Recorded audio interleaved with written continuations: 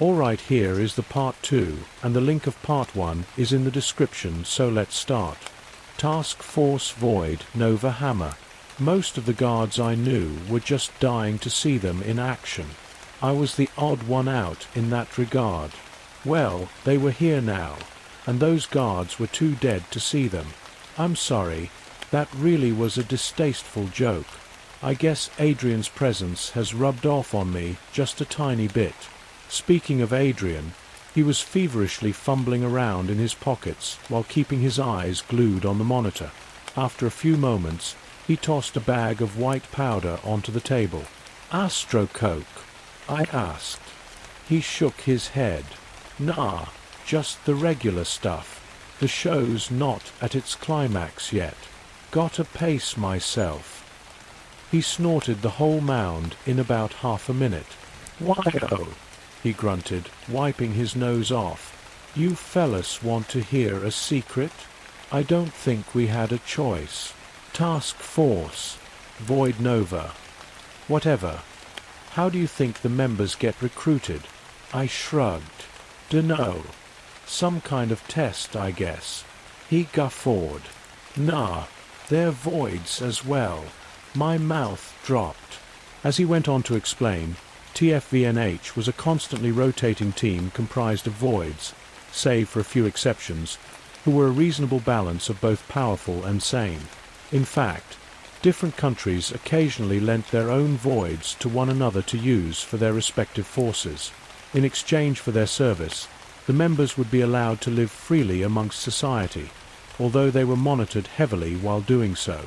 "You sure know a lot of confidential stuff," Sondhu said to Adrian. "Just who the hell are you?" Adrian sat back in the seat. "Ah, nobody. Just a dabbler. A jack of all trades, master of a good handful." He sure was insufferable. In any case, I put my sights back on the monitor. As Bella struggled against the seemingly insurmountable foe, she tried blasting him with a blade spray. But before she could even raise her hand, it was broken with a single, firm grasp. "Fils de pute!" She spat, the life draining from her breath with every word.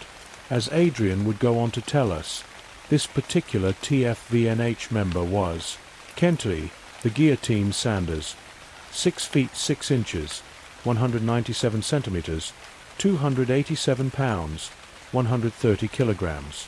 Supposedly, he was a real hard ass, an abnormally powerful man with an incredibly skewed and strict sense of justice. To him, the word nuance meant nothing. Rehabilitation was a joke. Second chances were an alien concept. He was a man whose worldview was utterly black and white. To him, the laws that landed himself in prison didn't constitute legitimate justice. His ideals were the only ones that mattered. Cross his sensibilities, and you were a criminal in desperate need of execution. "He's got a pretty notorious reputation in these parts," Adrian continued. "He's captured at least 7 of the voids in here himself. Nearly killed all of them as well. Honestly, I'm not rooting for him to win. Gonna be too hard to wrangle in afterwards."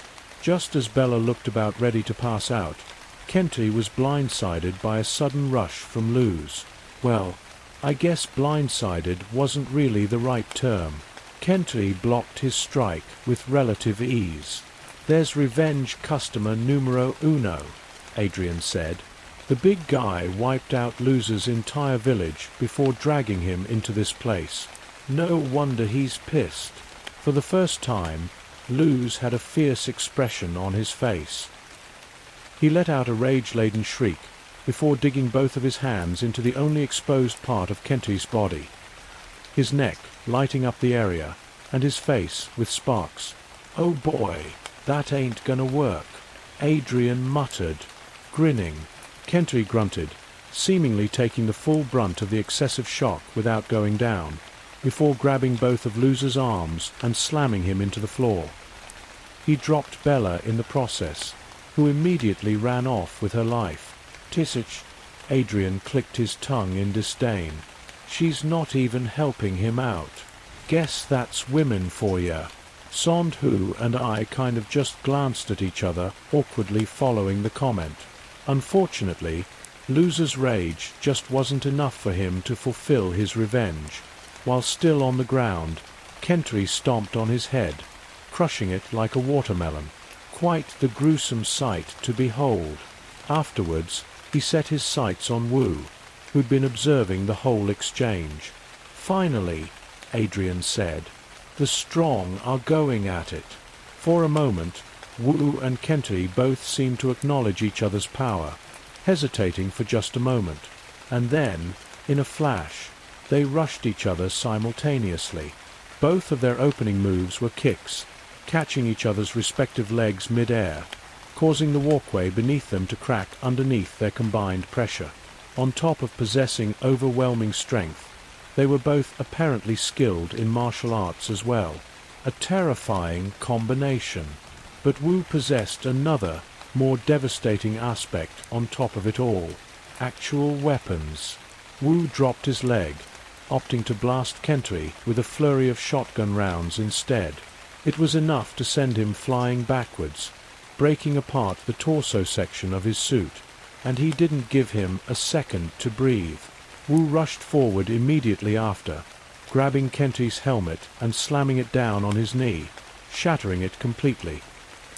He attempted to decapitate him on the spot with a saw, but Kentry caught the slash before it could land. He looked up at Wu, his dark eyes twisted with rage. He broke the saw in half, before delivering a powerful-looking right cross to Wu's stomach that splintered a portion of his suit and sent him crashing into the rails. He managed to crack the damn thing, I thought, astonished at the fact. That meant at a minimum, Kentry's punches packed more stopping power than an M203 grenade. "Ooh, he's getting serious," Adrian smiled. "You know what they call his striking technique." "What?" "The pulverizing fist. He twists his knuckles at the last moment, grinding flesh to a pulp. With his strength, it's like drilling through wet toilet paper. But that's only for regular people. Doesn't work on big boys like Wu." The armor covering Kentry's knuckles had shattered upon the impact. He winced in pain as he cocked it back, preparing to deliver another strike. "You're an impediment to justice," he said through gritted teeth. "Prepare to be executed." But before the two could clash again, 5 more figures jumped down from the hole that Satanbot had created, landing in succession around Kentry. "Looks like the whole gang's arrived," Adrian said. He began giving us a rundown of the other TFVNH members. First off, there was Ken, the fugitive, Rio, 6 feet 2 inches, 188 centimeters, 165 pounds, 75 kilograms. A Korean American from Brooklyn. Not a super malicious guy. He kinda just did whatever the hell he wanted. Problem is, a lot of those things happen to be illegal and unethical, let's be honest. He was nonchalantly chewing tobacco as he leaned on the rails. His ability was rather interesting. Even Adrian had a hard time explaining it. Physically speaking, Ken was more or less average.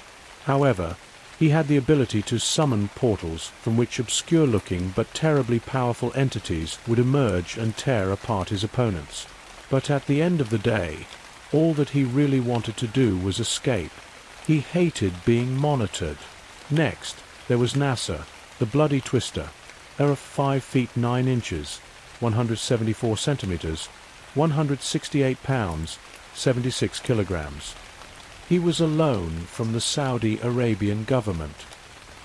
He possessed the ability to transform into a whirlwind comprised of a glass-like material, moving at speeds upwards of 120 miles per hour, 193 kilometers per hour, along with being able to blast out deadly streams of shards at multiple targets at once. It was quite the gruesome way to go out. He was also a real weird guy. While nearly every other void assigned to TFVNH had relatively clear ambitions, his were an absolute mystery, but he probably wasn't up to anything good. His eyes were darting wildly around, while a gigantic, mischievous-looking grin was plastered across his face. Next up, there was Callista, the beautiful demon, Taylor. 511, 181 Zentimeter, 121 lbs, 55 Kilogramm. She was a former fashion model based in Australia. Her career ended at the ripe age of 23, when she ended up suddenly murdering 4 of her fellow models, along with the police force sent to detain her. Supposedly, her abilities had been latent from birth, gradually building up to a point where she was unable to keep it in any longer. In her demon mode, her mouth would fall abnormally agape, dark rings would form around her pupils, and her body would be engulfed in cold, grey flames. At that point, she'd become intangible like a ghost and drift into her victims' bodies, causing them to bleed profusely from every orifice. But that only worked on humans. For most voids, she'd have to resort to physical brawling using her razor-like fingers. Her ambitions were fairly explicit. She just wanted to kill everybody, void or not. It begged the question as to why they'd even assign her to the force to begin with, given the fact that she was so damn volatile. Whatever. I'll never understand these people. She was staring intently at NASA, but without any real emotion behind her gaze. It kind of just looked like she wanted to kill him for the sake of it. Continuing on, there was Clint, the normal guy, Rockwell, 6 feet 1 inch, 185 centimeters, 180 pounds, 82 kilograms. Like NASA, he was also a mystery. Supposedly, he'd never been a void at all. No otherworldly powers / abilities. Just a regular, albeit capable, guy. Adrian didn't know much about him, only that he was a special case, granted access to confidential information and a spot on TFVNH due to a recommendation from an unnamed higher-up. In order to compensate for his lack of physical abilities, he was granted an oversized power suit dubbed the Behemoth, along with a god-slaying cannon, a heavy-duty automatic rifle that fired explosive rounds at 600 RPM. He stood still with a rather determined expression on his face, as if he had his mind set on a singular, concrete objective. Rounding out the bunch was the de facto leader of the force, Jack, the All-American, Barnes, 6 feet 0 inches, 183 centimeters, 200 pounds, 91 kilograms. Like Clint, he wasn't a void either. Born in Oklahoma and belonging to a prolific family, he was an inexhaustibly skilled soldier-turned-government agent that managed to work his way up to the top, with the help of some nepotism. Eventually, he was chosen as the inaugural subject of a project dubbed the Paragon Trials, in which government scientists would attempt to genetically engineer superhumans. Well, he wasn't actually the first, but that's what he was told, for peace of mind. In any case, his trials ended up working out in the end. I guess the 8th time really was the charm. As a result, he was basically Superman, save for the flight. Genetic engineering hasn't advanced that far yet. Man, look at those blonde curls, Adrian commented. How the fuck does he get his hair like that?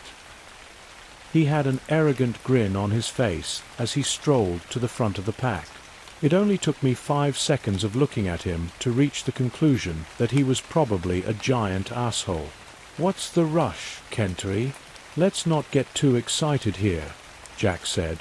Remember who's giving the orders, yeah?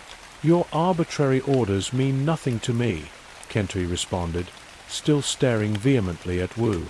The only thing that matters is justice. I could see a large vein bulge out on Jack's forehead from the opposition.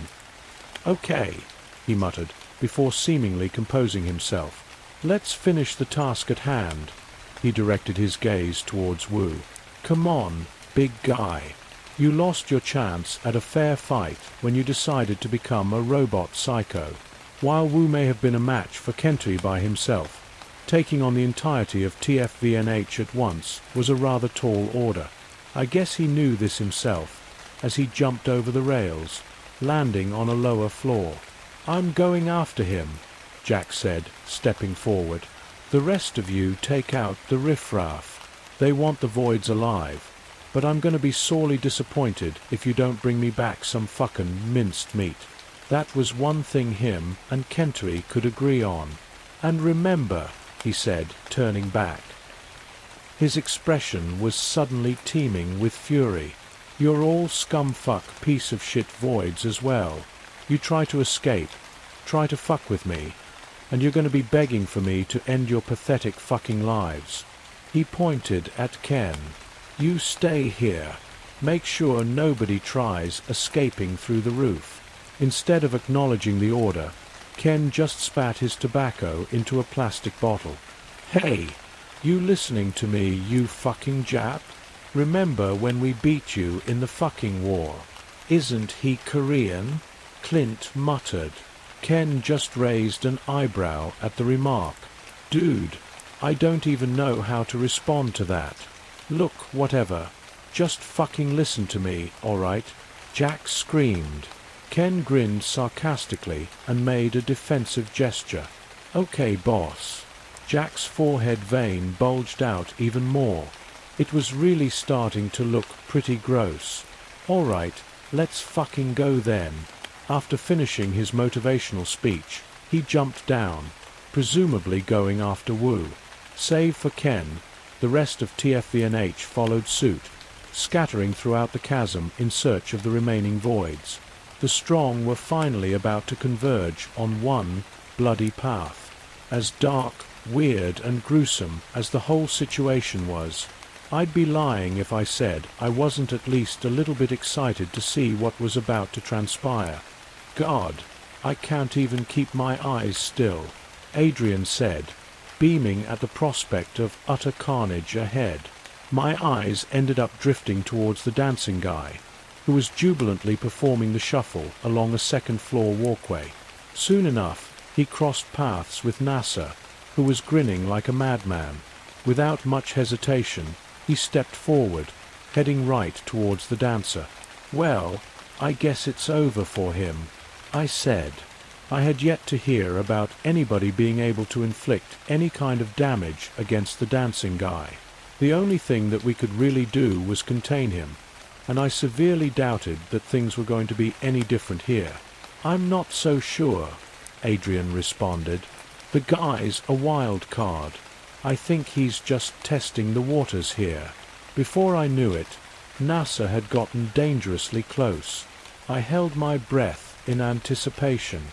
"There's no way," I thought. And I was right. Nasser tried to strike the dancer, but was blitzed immediately. I could hardly even comprehend what had even happened. One moment, he was in the midst of throwing a right cross. The next, he was planted firmly within the concrete wall, missing an arm and with a gaping hole in his chest. "Holy shit," he spurted out. He looked towards the dancer, still inexplicably grinning. "Damn, you're strong. What the hell's wrong with him?" I wondered out loud. "Nothing. Nothing at all," Adrian answered. "I think I've found a kindred spirit." Nasser pulled himself out of the crater he'd made, displaying zero indication that he was in any kind of pain at all. Suddenly, a flurry of glass engulfed his chest wound and missing arm, reverting them back to normal in a matter of seconds. He stretched himself out before nodding happily at the dancer and walking off. "What the fuck?" I thought. I looked over at Sondhu, wanting to see his own reaction, but he was stone-like, staring at only one monitor in particular.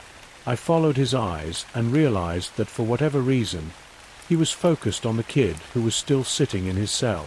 "Check it out." My thoughts were broken by Adrian's outburst. "She's found her prey."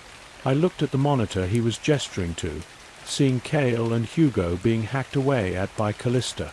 "Now who the hell is she?" Kale shouted, taking a sequence of gnarly gashes to the chest. Evil incarnate, Hugo answered. Although still severely injured, he was able to move around on his own now. Look at her eyes. She's being controlled by the devil. Callista drilled her hand forward, impaling Cale through the solar plexus. He chopped at her arm before pushing her off. Fucking hell, he sighed. This is back-breaking work. Are you a match for her? Hugo asked. Cale shook his head, exhausted as hell. Doubt it. In that case, Hugo said, standing up, it seems like I'll have to detach myself fully. What the hell are you talking about? My constraints were only lifted halfway the last time. You almost died last time as well. You sure you're gonna make it out this time? I'm not planning to. Cale chuckled. Sorry, but I'm not gonna let you do that. Hugo's eyes began glowing a familiar crimson. I've been ordained a holy mission. I'll do whatever it takes. He stared at the rapidly approaching Callista. Anything to eliminate evil. His scars began glowing again, brighter than ever this time, preparing to engage the oncoming enemy. But before they could clash, Cale stepped in between and tanked another series of slashes before kicking her back. Ack! He grunted. Fuck, that hurt. What are you doing? Hugo asked, perplexed. I told you, this is Dash. Yeah. You're God-given, whatever the fuck. I don't know, buddy. You're a psycho, but for whatever reason, I don't really want you to die. Cale gave him a bloody grin. It feels like we've been through a lot, you know? For a moment, it seemed as if Hugo was at a loss for words. But then Callista stood back up. I see, he said. But what are we going to do about her? Cale looked down and sighed. Shit. Yeah, that's the real question, ain't it? Cale clenched his teeth as Callista began charging at them once again. Looks like Lady Luck's on their side today, Adrian said. I realized what he meant when one of Callista's hands were bitten straight off by the chattering man, who'd strolled into the fray from an adjacent corridor. Well, shit, Cale said, watching the two suddenly preoccupied with each other. Looks like God is looking out for us. He grinned at Hugo, who simply nodded back. As those two got the fuck out of Dodge, Callista and the chattering man began relentlessly butchering each other. Using her remaining hand, she made 2 quick slashes in succession, tearing open his chest and forehead. In response, the chatterer bit a good portion of her shoulder off. This went on for a few minutes, until about half of Callista's body remained, and about 90% of the chatterer's skin had been shredded off, staining the entire area a gory red. But even demonic superhumans had their limits. They were both beginning to slow down. Callista twisted her bloody, knife-like fingers, pushing them into the chattering man's mouth and through his throat. While it was still lodged inside, she threw her arm upwards, splitting his head apart. But at the exact same time, the chattering man swiped at her head, twisting her neck clean off. They both fell simultaneously, as combatants who fought to the bloody end. It was by far the most brutal bout I'd seen thus far, although there was certainly some fierce competition for that title. I decided to check back on the voids that were still contained. The Titan was still in his cell. The Calamity's light also remained green. The kid hadn't stepped out either. But then there was the warden. Clint had stepped into his cell, donning the behemoth suit in all of its destructive glory. Wearing it brought them roughly up to the same size. Still, he was just an ordinary guy going up against an unfairly powerful monster. Unless he had some tricks up his sleeve, this was about to get really messy really quick. Hey, he said, grinning at the warden through his fortified visor. You've been chasing me all this time. Thought I'd finally come to you instead. Sounds like they have unfinished business, Adrian said. That much was probably true. Still staring down at the blood-stained floor, the warden simply let out a deep, lengthy sigh. When he finally looked up, there was nothing in his pit-like eyes but sheer rage. "Your death won't be quick." His voice was deeper than the Marianas. Before Clint could even get his guard up, he was brutally blitzed by a sudden rush. The warden was moving so fast, he was effectively a blur. Clint was launched backwards, denting a metal wall. The warden bolted at him again, slashing off pieces of his suit with nothing but his fingers. He launched his fist at Clint's protective visor, smashing it to bits and cutting his face up with bits of stray glass in the process. However, Clint managed to push him off before it could connect with his skull, which would have been beyond fatal. "Fuck!" he spat, attempting to unsheathe the oversized blade at his side. But he wasn't nearly quick enough. The warden grabbed it by the edge before Clint could even swing, shattering it into fine dust with nothing but a firm grasp. Then, he grabbed the suit by the arm, slamming Clint hard onto the ground, causing him to spit out blood. "Shit," Adrian muttered. "This is even hard for me to watch." The warden proceeded to uncompromisingly wail away on top of him, with Clint barely managing to protect his face with the suit's wrist guards. But even those were being chipped away at rather quickly. Just as there was about an inch of suit left covering his arms, he tilted his elbow towards the warden's neck, firing off a small grenade that caused the overpowered void to stagger just a little. The warden retreated, touching the small wound that the explosion had left under his chin. In turn, Clint struggled to pull himself up, with his suit looking like it had been run over by about a dozen freight trains. His face was covered in blood and cuts, while a blood vessel had popped in his right eye. Yet, he shot the warden a gory smirk. "Okay, maybe I deserved that, but the comeback starts now." He opened a compartment on the suit's ribcage, taking out something that resembled a small, white crystal. "Remember these?" he asked, before using it to cut himself on an exposed portion of his wrist.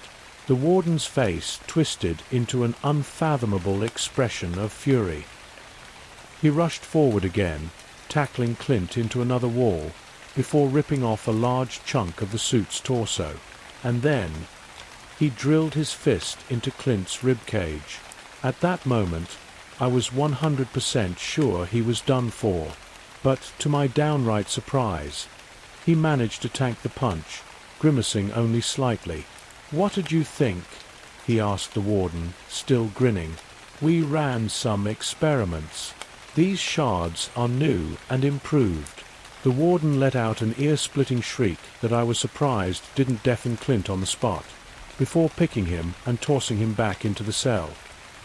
He followed him in, picking his head up and bashing his temple about 10 times into the metal toilet seat, before it ended up breaking from the force. As a result, one side of Clint's face was beginning to resemble a bloody mush. Still, I was surprised it hadn't been reduced to pulp. What the hell was that shard?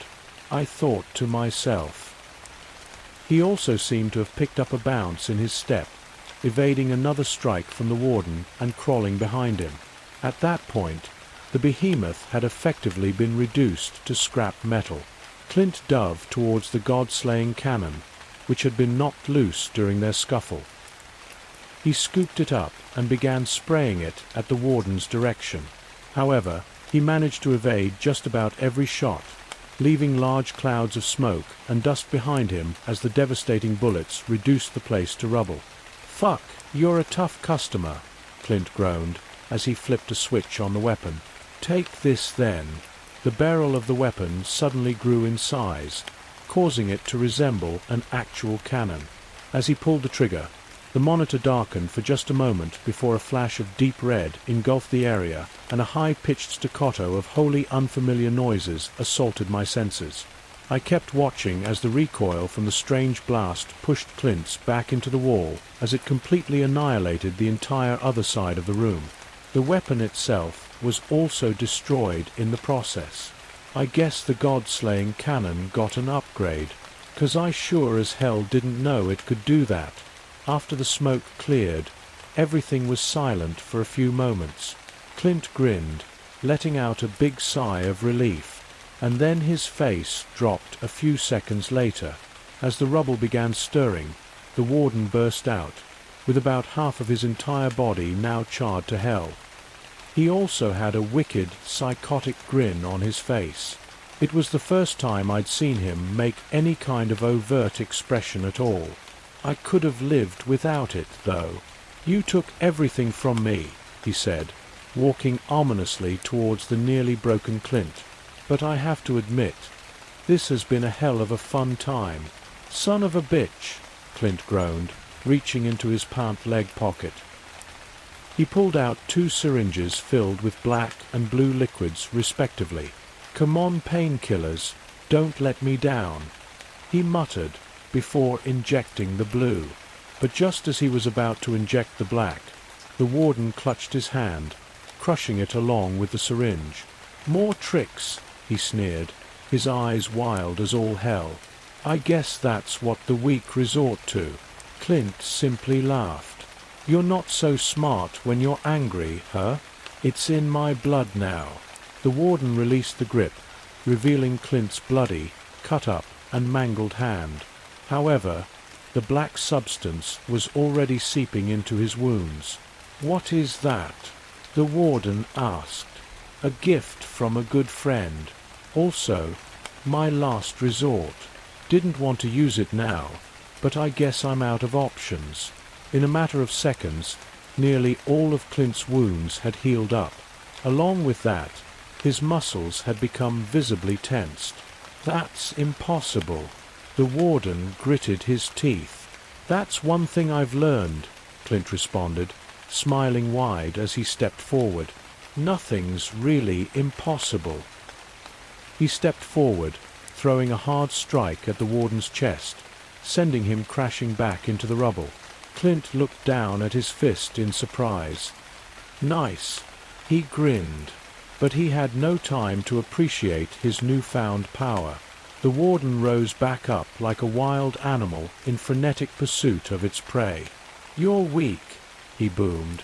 "I'll never lose to you. Nature won't allow it." Clint chuckled. "You're right.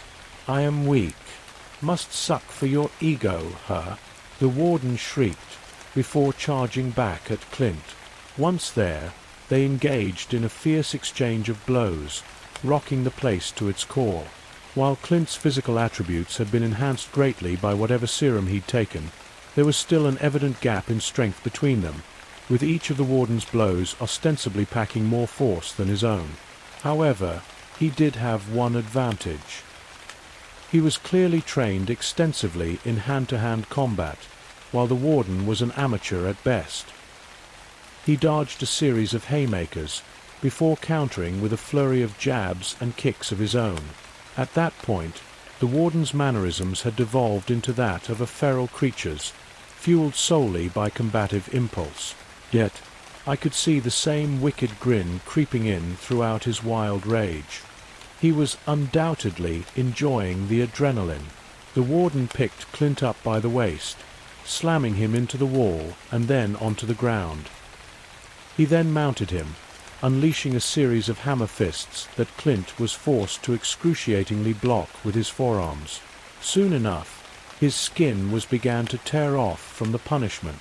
While on the ground, Clint managed to throw a kick that connected with the warden's hip. However, he hardly got any reaction out of it. He simply wasn't strong enough. Instead, the warden threw both fists down onto Clint's ribs. I could hear them crack through the monitor. He grimaced in pain, but the warden didn't give him a moment to recuperate. He drilled a fist right into the side of his face. A spurt of blood and a few teeth flew out of his mouth as his head was cranked to the side. "He's gotta be fucking done for," Adrian commented. I had to share the sentiment. Clint's efforts were more than admirable. He sure as hell put a better fight than I could have ever hoped to, But even with all of his tools, tricks and skills, he was still no match. At least, that was what I genuinely believed. But the guy was just full of surprises. After taking another brutal strike to the shoulder, Clint managed to somehow escape out from underneath. I couldn't even fathom what kind of move he pulled in order to do so. And then, in a series of moves that would make the most prolific jiu-jitsu practitioners light up with glee, he engaged the warden in a vicious grappling match on the ground. From his face, I could tell that he was going far above and beyond his own limits. It was down there where the warden's weakness really became clear as day. He had no idea what to do. After an entire minute of relentless, excruciating struggle from both combatants, Clint managed to get the warden into a beautiful Darce choke. As the warden struggled feverishly to escape, Clint's face was wrought with sheer determination. The warden changed his tactics, opting to pound at Clint's already broken ribs in an attempt to cause him to break his hold. That was a bad decision. It only allowed Clint to get his hold even tighter. Despite all of the egregious punishment he'd taken, Clint never relented. Soon enough, the warden's movements began slowing down, and then he stopped moving altogether. Even then, Clint didn't release his grasp. He held the warden's neck in place, using all of his strength for about 4 minutes before he finally let go, all while gasping in accumulated pain and exhaustion. The guy really looked as if he was going to die on the spot. But that didn't matter to him. The fight was finished, and an unlikely victor had emerged. With a tired grin on his face, he raised a shaky fist in victory before passing out himself. "Well, I'm fucking touched," Adrian said. "It's like watching Rocky all over again." On another monitor, Bella had made her way back to the top floor, back to the gaping exit. "Wow, what a pleasant surprise," Ken said, standing in her way. She seemed to share the surprise as they stared at each other. "Is this a joke?" she responded. Ken shrugged. "Where else was I gonna see you? Are you going to let me go?" she asked. "If I did, then American Boy would track me down and kick my ass. I gotta wait till he dies first. Then we can go off into the sun together," he smiled. "In the meantime, you want to talk for a bit?" She sighed. "What do you think's going on here?" "I don't know," Ken responded. "That's up to you. You already know how I feel. I tried to assassinate you. You were contracted to assassinate me by a massive dickhead. I'm sure it was nothing personal." "Oh my God," she sighed again. "Besides," Ken continued, "I'm still alive. Maybe you really didn't want to kill me. That's what I tell myself. Anyway, you're insane if you think anything's going to happen between us. You think I want to date anybody right now. Well, I never wanted to either, until I met you." A period of silence followed. "Let's face it," Ken spoke up. "We're bad people living bad lives. Don't you get tired of it?" "Speak for yourself," Bella responded. "You know what kind of people I kill. I'm not talking about that. You want to escape, don't you? I don't belong in here. A lot of people don't. What are you getting at? I'm pretty sure you know. The kid." "Yeah, what about him?" Ken exhaled. "Look, forget about dating. But don't you ever feel like doing something good for once? Doing something for anybody besides yourself?" Bella simply rolled her eyes in response. "I'm sorry, that came out badly, Dash." She stepped forward, brushing past him. "I'm leaving now. If you want to try and stop me, then go ahead. I'll just kick your ass again." There was another pause before Ken shook his head. "You know I'm not gonna do that." "Good." She began walking off. "I'm not tired of anything, by the way." she said without turning around. "I'm in control of my own life, and I kind of enjoy that." She left Ken looking somewhat melancholic, but eventually he began smiling again. "Of course of you do."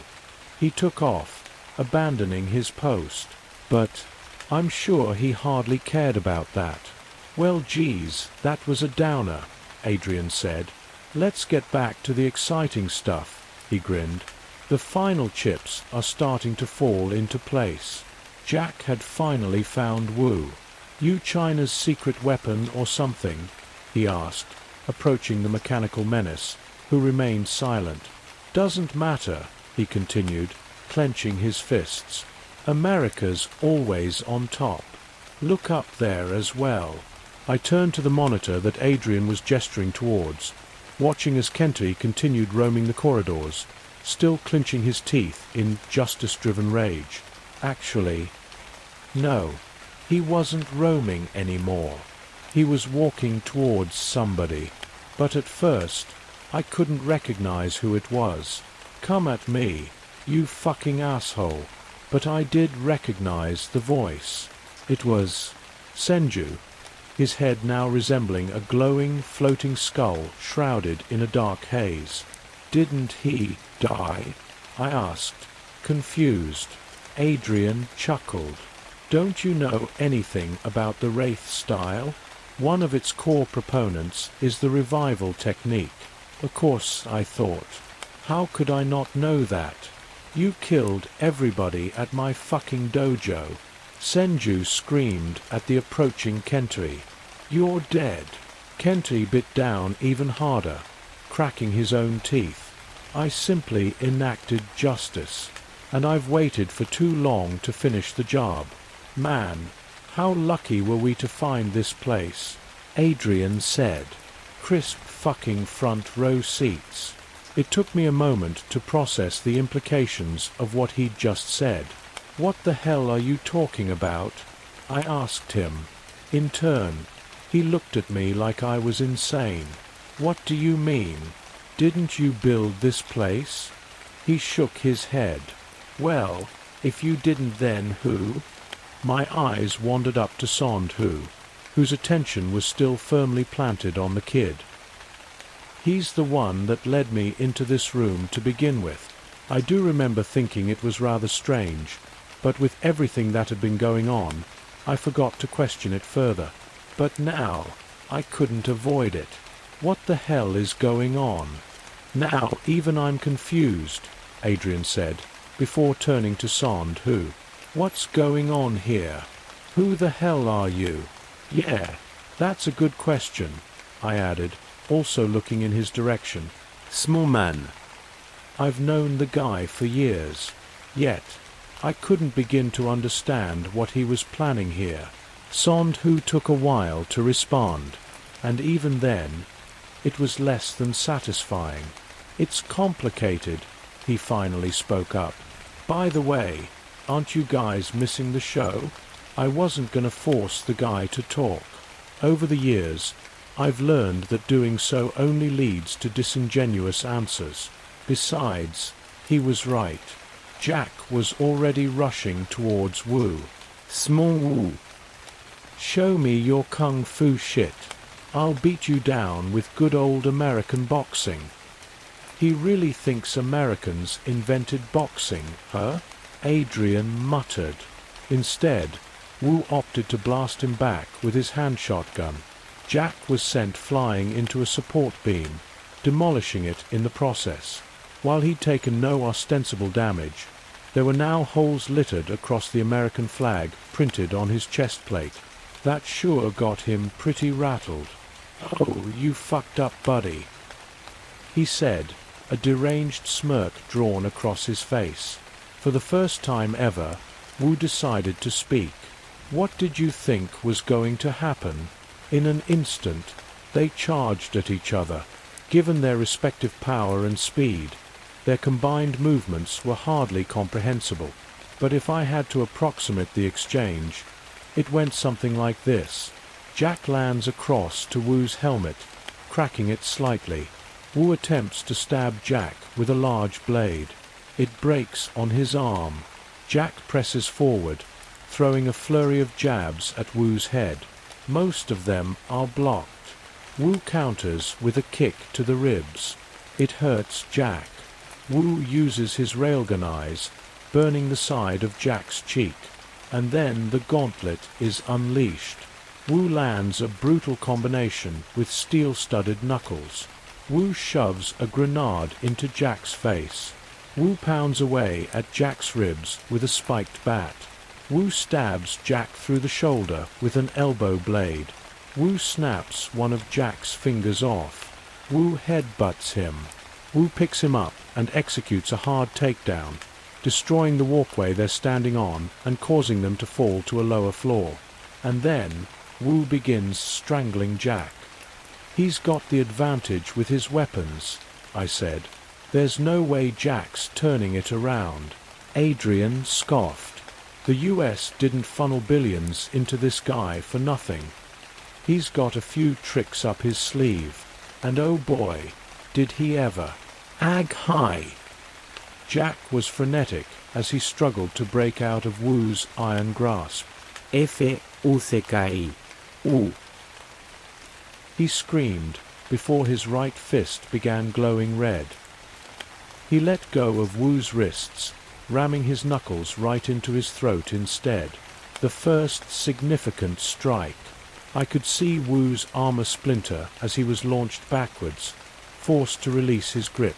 Still exasperated from the struggle, Jack pulled himself up, his fists smoldering like hell. At the same time, Wu was gasping for air himself. "How's that?" he said, holding his fist up while grinning like a man utterly unhinged. Suddenly, his left fist also began glowing, the only difference being that it was blue. "It's about to get fucking gnarly," Jack said. "The stars and stripes style is immeasurable." What followed was an exchange of blurs. I could hear explosive bouts of clanking metal. White smoke and flickering sparks intercut with flashes of red and blue from Jack's fists. Two individuals at the pinnacle of power striking each other with everything that they had. After around an entire minute of hectic but incomprehensible fighting, both men had sustained significant damage. Wu's suit was covered in cracks and dents, with his right forearm and left thigh now exposed. There was also blood leaking through his fractured helmet. On the other hand, hardly an inch of Jack's body was unscathed. He was cut and swollen all over, with one of his eyes stabbed out and his right shoulder grated down to the bone. They stared each other down during their few seconds of fleeting recuperation, and then they were right back at each other's throats. Wu attempted to blast Jack in the face with his palm cannon, but the American managed to weave underneath the shot, throwing both fists into Wu's chest, causing his suit to shatter completely at that particular spot. His vitals were now exposed. Jack knew what kind of opportunity he'd just created, indicative by the wicked grin on his face. In a matter of milliseconds, Jack pulled back one of his fists and struck Wu directly. Without his armor protecting him, that blow must have liquidized his insides. In any case, that's what I got from his reaction. In an instant, he collapsed in pain, before being tossed over the rails, onto an even lower floor. As he clutched his sides in excruciation on the ground, Jack leapt down and stomped on his helmet, finally shattering that as well. He'd accomplished something that even the most sophisticated of weaponry would have had trouble doing. In a desperation move, Wu pulled out his shotgun and began spraying it upwards, forcing Jack to retreat. Feeling pain that must have eclipsed the boundaries of unbearable, he pulled himself up, finally revealing his cut-to-hell visage through his broken helmet. "You're just a regular person underneath that suit, hey?" Jack said, panting. "How comical. You were too, before the experiment." Wu responded. Jack scoffed. "Is that what you think? That I'm just like you? A regular fucking guy?" "Yes," Wu responded. "We weren't born special." Jack shook his head. Why does that matter? Look, I'll give you one thing. You're strong. Hell, you even gave me a bit of a hard time. But your attitude is fucking bullshit. Wu had trouble responding to that. Sure, we weren't born special, Jack continued, but we've changed ourselves, clawed our way up to the top. He paused for a moment. No. You're not just a regular guy underneath that suit after all. And I wasn't just another fuck in the crowd before the experiment. They just don't choose any random asshole, you know? These are things that we've accomplished ourselves. Things that nobody else could do. Why don't you fucking understand that? Another pause followed. The silence was broken when Wu reached over his shoulder, pulling out a terribly large red-orange sword. The Singularity Blade.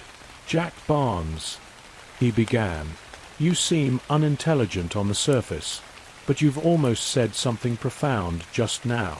Jack smirked at the pseudo-compliment. You're strong as well, Wu continued. I'll show you my respect by cutting you down with my ultimate weapon. I'm touched, Jack responded. I guess I'll have to show you the same courtesy.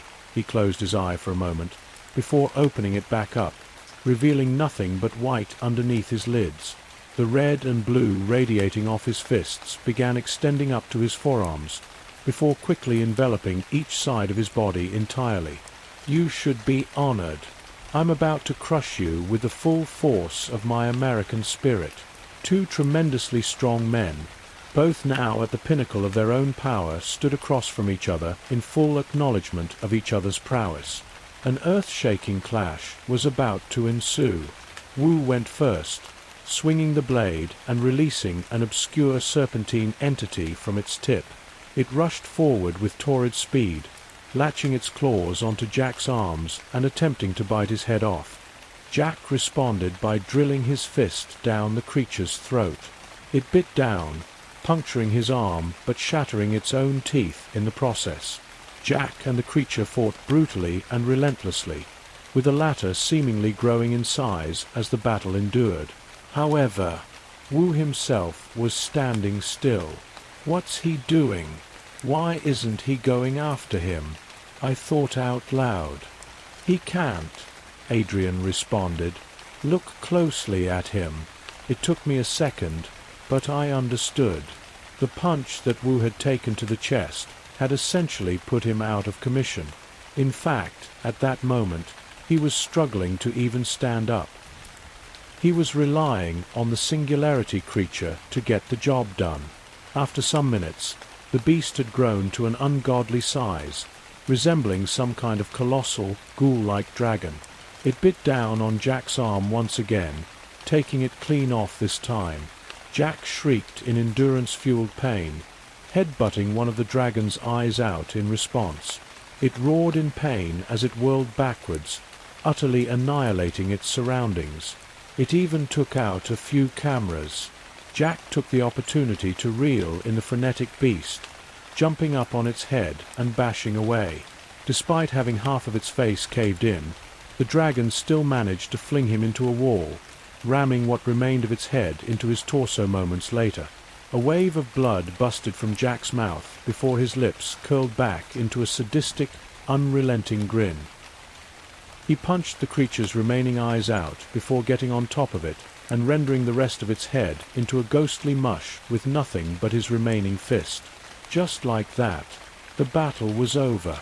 As the dragon died, the blade shattered with it.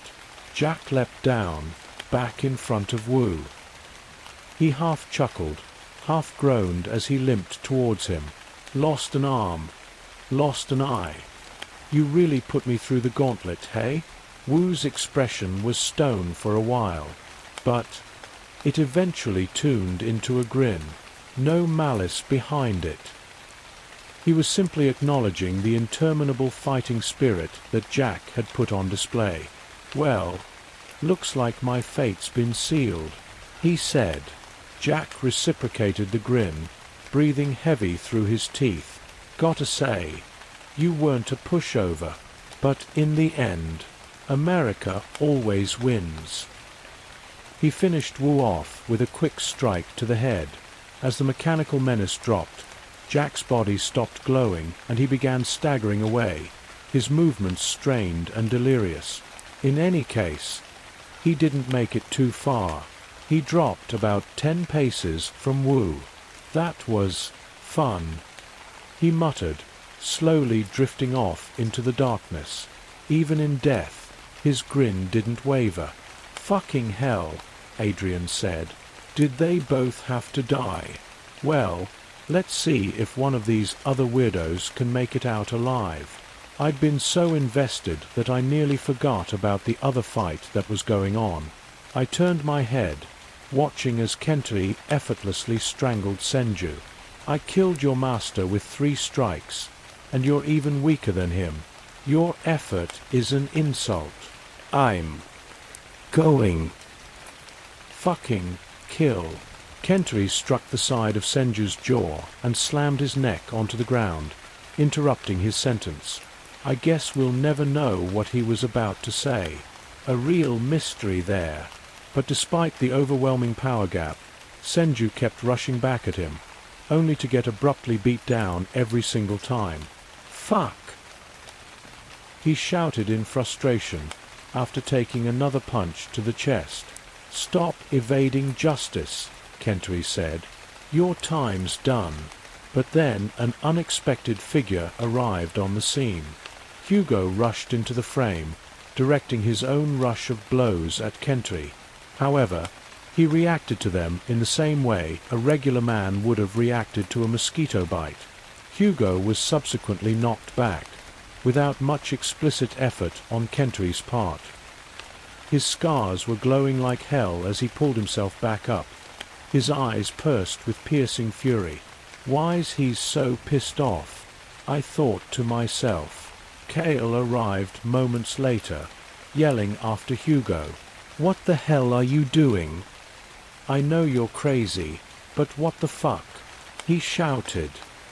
"He's the one that killed my mentor," Hugo said, his voice shaking. "The last good man on this earth, destroyed by the same evils he attempted to help. But he was foolish. There can only be response to the sin in this world. This fucking asshole killed my master as well," Senju said, turning to Hugo. "Let's bury him."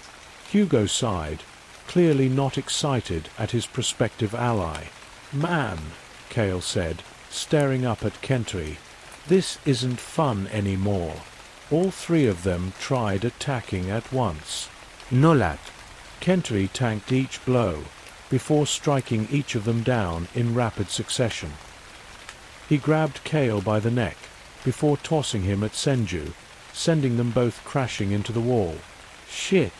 Cale yelled as he struggled to pull himself up. Yo priest.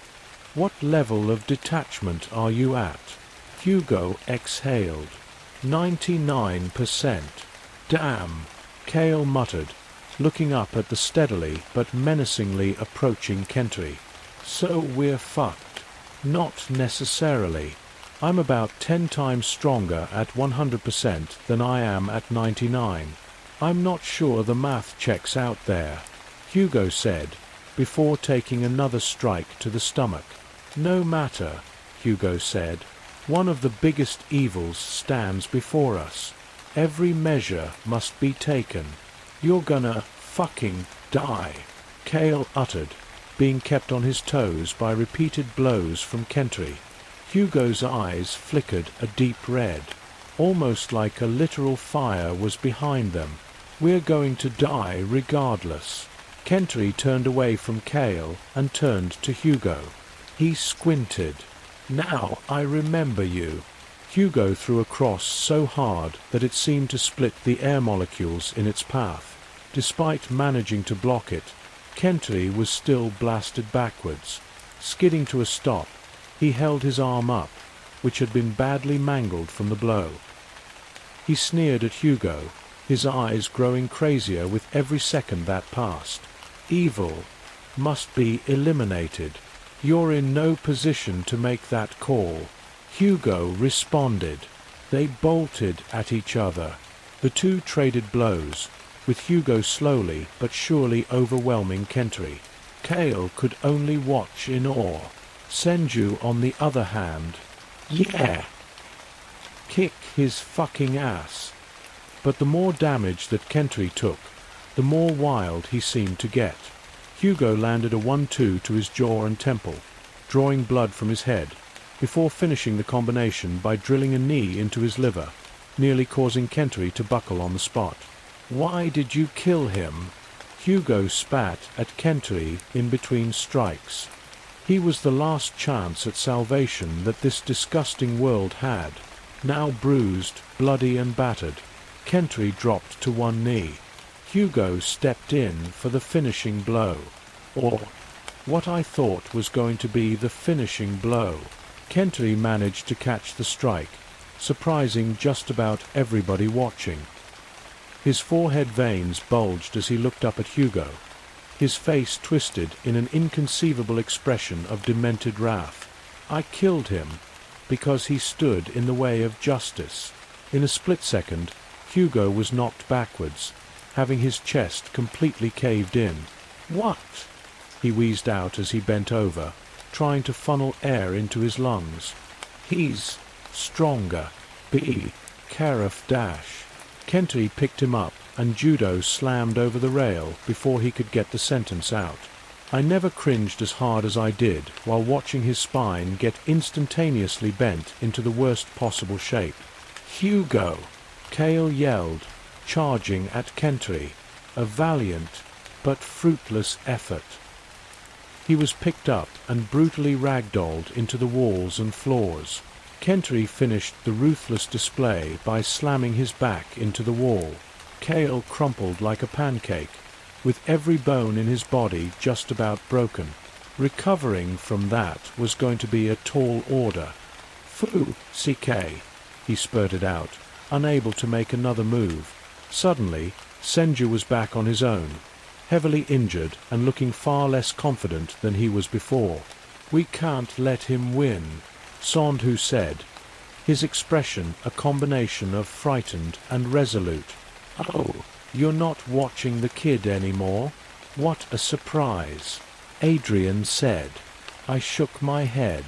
"I mean, what the hell are we supposed to do?" Instead of answering my question, he just brushed by me, before abruptly sprinting out the door. "What the hell, man?" I called after him. No use. He was already gone. I fumbled around in place for a moment. On one hand, I really didn't want to go out there, but on the other, he was my friend, and I as much I wanted answers. I also wanted to make sure he didn't do something he wasn't going to have the chance to regret. After a few moments of frenetic contemplation, I found myself chasing after him. "Where fuck are you guys going?" I could hear Adrian calling out from behind me. At that point, he was the least of my concerns. Chills ran down my spine as I traversed across the blood-stained halls decorated by the mangled corpses of my former guards. It was a sight that I'd experienced in my nightmares before. I'm sure just about every guard had. Seeing it in real life was jarring, to say the least. It sure had been one hell of a day, but the inevitable dusk finally seemed to be closing in. Sondhu, what the hell is going on? My shouts were in vain as he pressed ahead, traversing through the blood, guts and gore left in the wake of the voids without a second glance.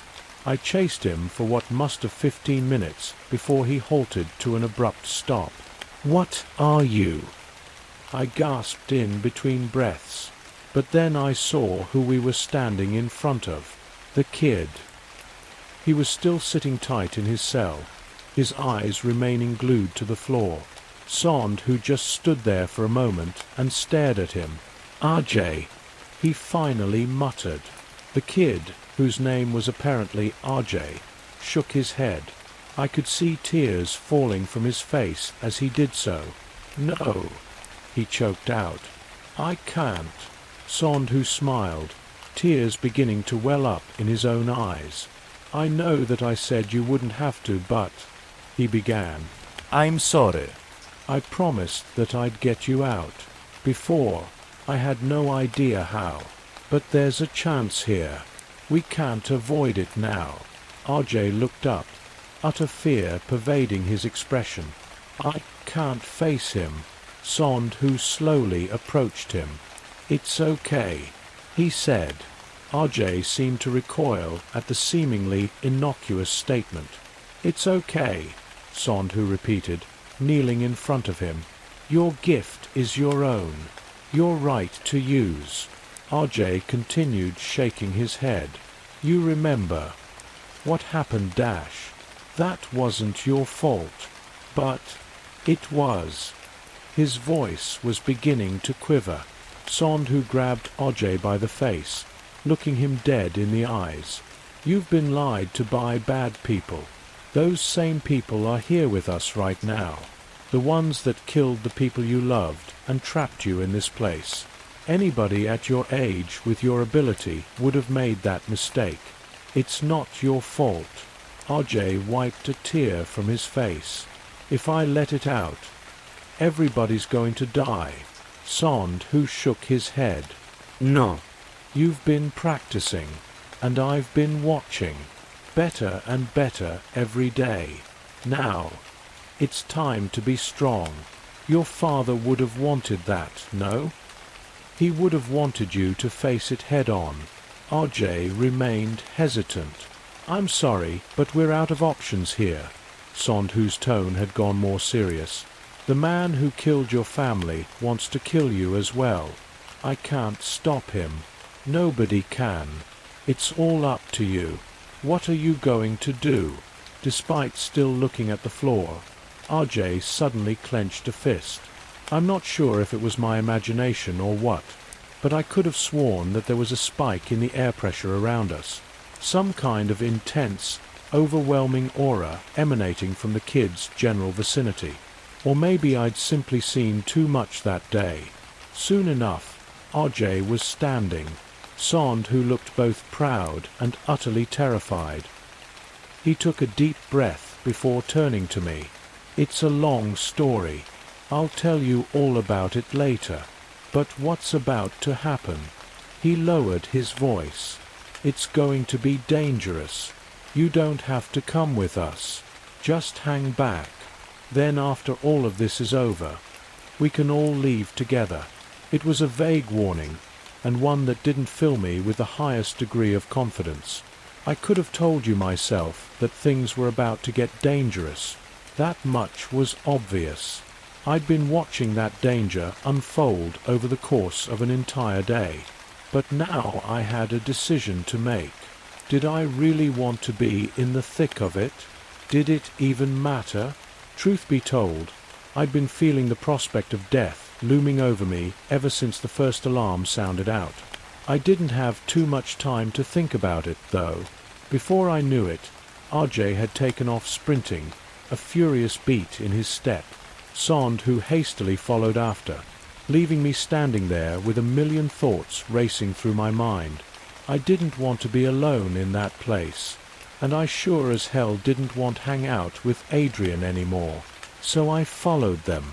The kid was kind of running blindly, so Sandhu had to direct him towards where Senju was about to make his last stand against Kentri.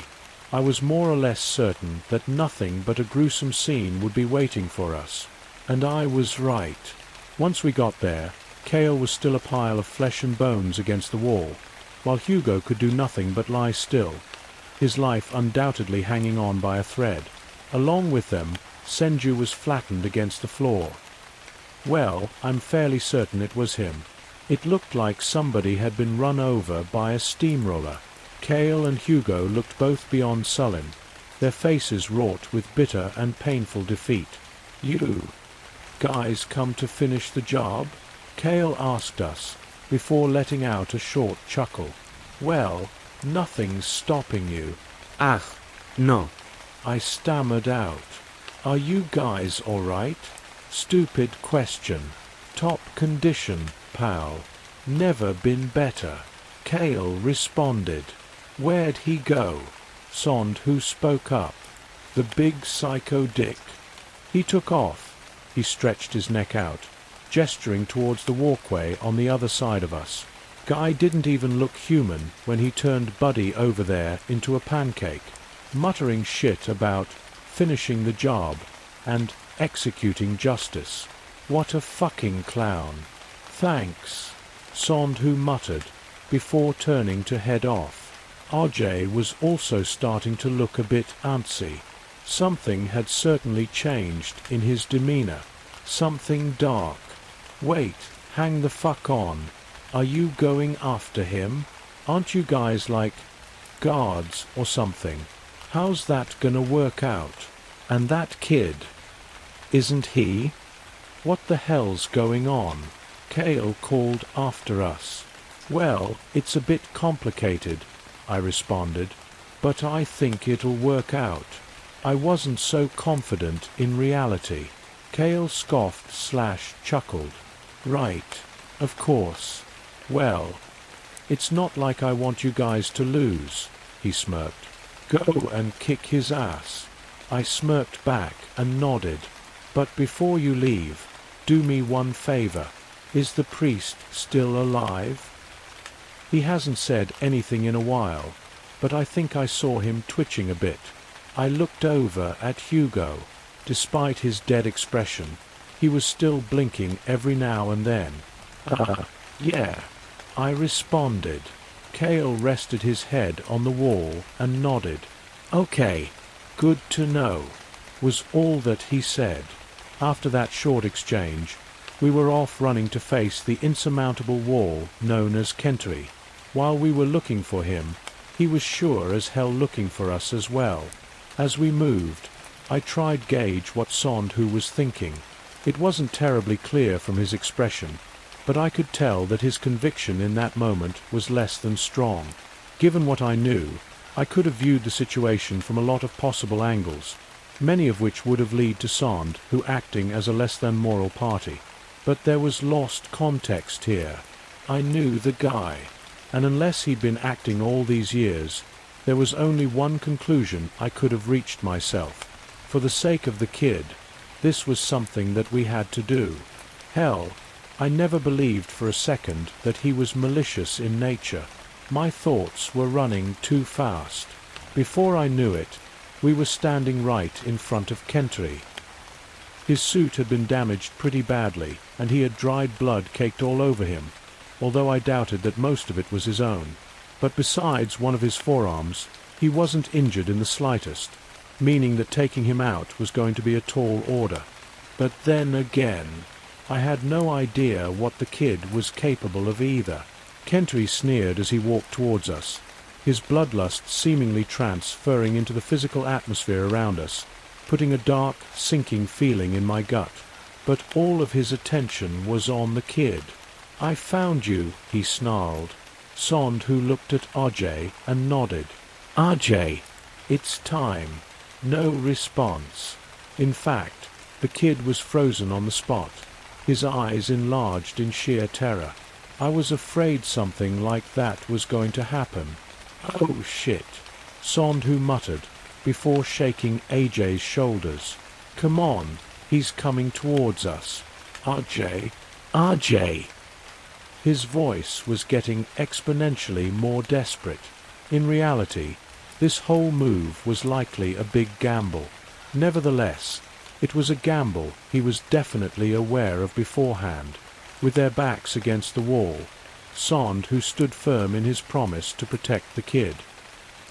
He exhaled before shielding RJ and getting himself ready for a valiant, but futile, stand against Kentry. You think I won't kill a guard if they stand in the way of justice? Kentry boomed. Sondhu scoffed. No. I think you'll kill just about anybody, you big fucking psycho. An oversized vein bulged in Kentry's neck as he tensed his arm, ready to deliver a head-shattering blow. At that moment, I was simply frozen. I knew that there was nothing I could do. However, as Kentry put one foot back in preparation for the strike, a dark, ghost-like hand wrapped itself around his calf before pulling him down and dragging him around. I looked over at the perpetrator, a nightmare-inducing entity resembling a distorted gorilla with bulky, oversized arms.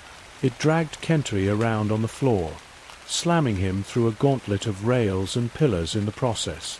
The gorilla creature didn't have the upper hand for long, though. Kentry let out an unworldly shriek, before chopping one of the creature's arms off and ramming his fist through its head. As the entity fell limp, some kind of portal opened up underneath it, pulling it through. From the shadows of an adjacent corridor, Ken stepped out. "You're not gonna make this easy for me, are you, buddy?" he said, grinning. "I always knew you were evil," Kentry growled. "I just have to eliminate everybody here." He was slowly but surely devolving into an overpowered, primal, rage-driven beast. "Ken, why are you?" Sondhu spoke up, sounding reasonably confused. Ken just shrugged. "A promise is a promise. Remember." More lost context. Just what the hell had Sondhu been doing over the years? "Look out." Sondhu's warning had arrived at an opportune time. Kentry had stepped forward, launching one of his colossal fists straight at Ken's head. Luckily for him, he managed to summon a creature to take the blow for him, just in time. He dove out the way of a follow-up strike seconds later. "Fuck," Ken muttered. "This is gonna be annoying." He looked up at RJ. Small kid. "I know what you can do." "I can't," he muttered, cowering down and visibly trembling with fear. "I'm gonna kill. We're gonna die if you fucking don't." I found myself shouting. "Listen to Sondhu, huh? There's no other options here." My outburst probably wasn't all too helpful, but it was my own instinctual fear speaking for me. During the split seconds where my attention wasn't trained on Kentry, he'd gotten within inches of me. Before I knew it, I was feeling his iron grip around my right forearm. I could feel my bones being crushed in an instant, before I was tossed hard into the wall. My vision faded for just a moment, before all of the pain hit me at once. If I was useless in the fight before, I was entirely out of commission now. I could hardly move as my body slid down the wall, flopping onto the floor. "Fuck!" I spat out, a wave of blood arriving with the word. I could only watch now. With the kid still being scared shitless, there was really only one person capable of fighting. Ken opened up about 10 portals in a circle around him. "Ugh!" he winced, his forearm veins pulsating like hell while a stream of blood began flowing down from his hairline and his nose. "God, I hate doing this." All at once, a petrifying roster of esoteric, incomprehensible entities emerged from each one. From what I saw, there was a dark blue human-sized eagle that seemed to be composed of ice, some kind of colossal, demonic samurai with a flaming sword, a 6-legged creature with large, jagged blades jutting out of each corner of its body, a zombified gunslinger seemingly left over from the Old West, carrying giant revolvers made out of writhing, grey flesh, and a ghoulish humanoid with 4 horns, 5 eyes, 6 arms, and a giant, glowing green eyeball on its torso, amongst many others. Ken sighed upon seeing the unsightly creatures he'd summoned. Why couldn't I just have been a telekinetic or something? He'd assembled a horde that would have made even the strongest man's knees tremble. But Kentry was hardly human anymore. He didn't hesitate for a second. He darted forward in a flash, pulverizing every one of the creatures that stepped up to face him, taking only a few small cuts and insignificant strikes in the process. That was, until he got the horned guy with the eye in his torso. That one managed to catch Kentry's punch with one of his many hands. "Evil creature!" he snarled, before throwing a cross with his other hand. It was caught again. While Kentry had run out of hands, the creature still had 4. It landed a quad combo of devastating punches to Kentry's face and upper chest, causing his head to snap back, blood spurting from his eyes and nose. However, his head came back as quickly as it went, drilling into the eye creature's temple and destroying 2 of its eyes. They were both pissed now. They synchronized primal roars, before blasting each other with a series of catastrophic strikes. Neither of them bothered with any defense, or even any kind of strategy for that matter. They were simply out to deal as much damage as possible, hitting each other with everything that they had. During the exchange, I began noticing something strange about Kentri's appearance.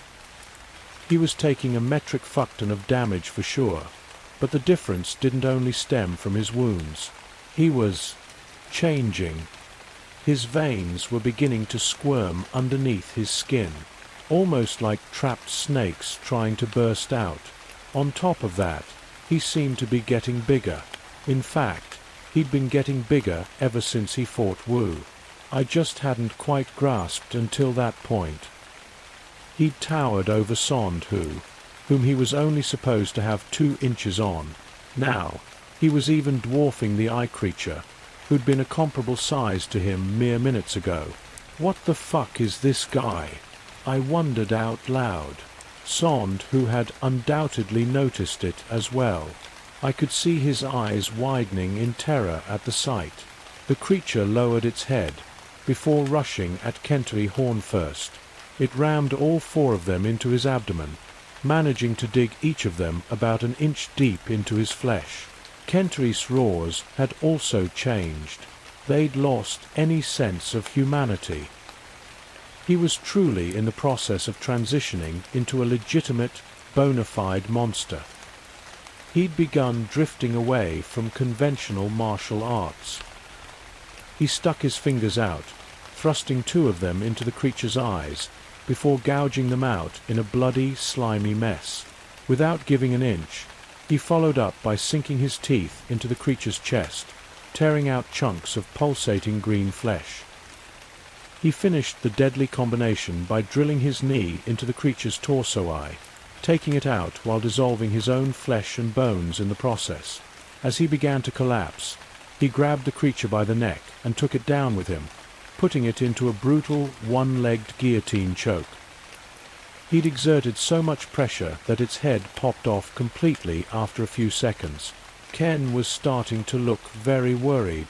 With blood still dripping from his nose, he summoned another portal, in which a humanoid squid creature emerged. No use.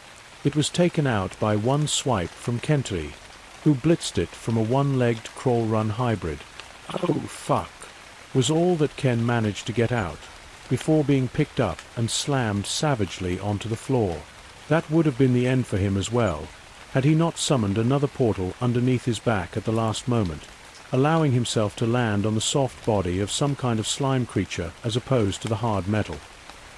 He rolled away, hardly managing to dodge a follow-up stomp that not only decimated the creature, but the floor itself. Now wheezing and bloody all over, Ken looked up at Sondhu, his face twisted in fearful desperation. No, not at Sondhu. He was looking at the kid.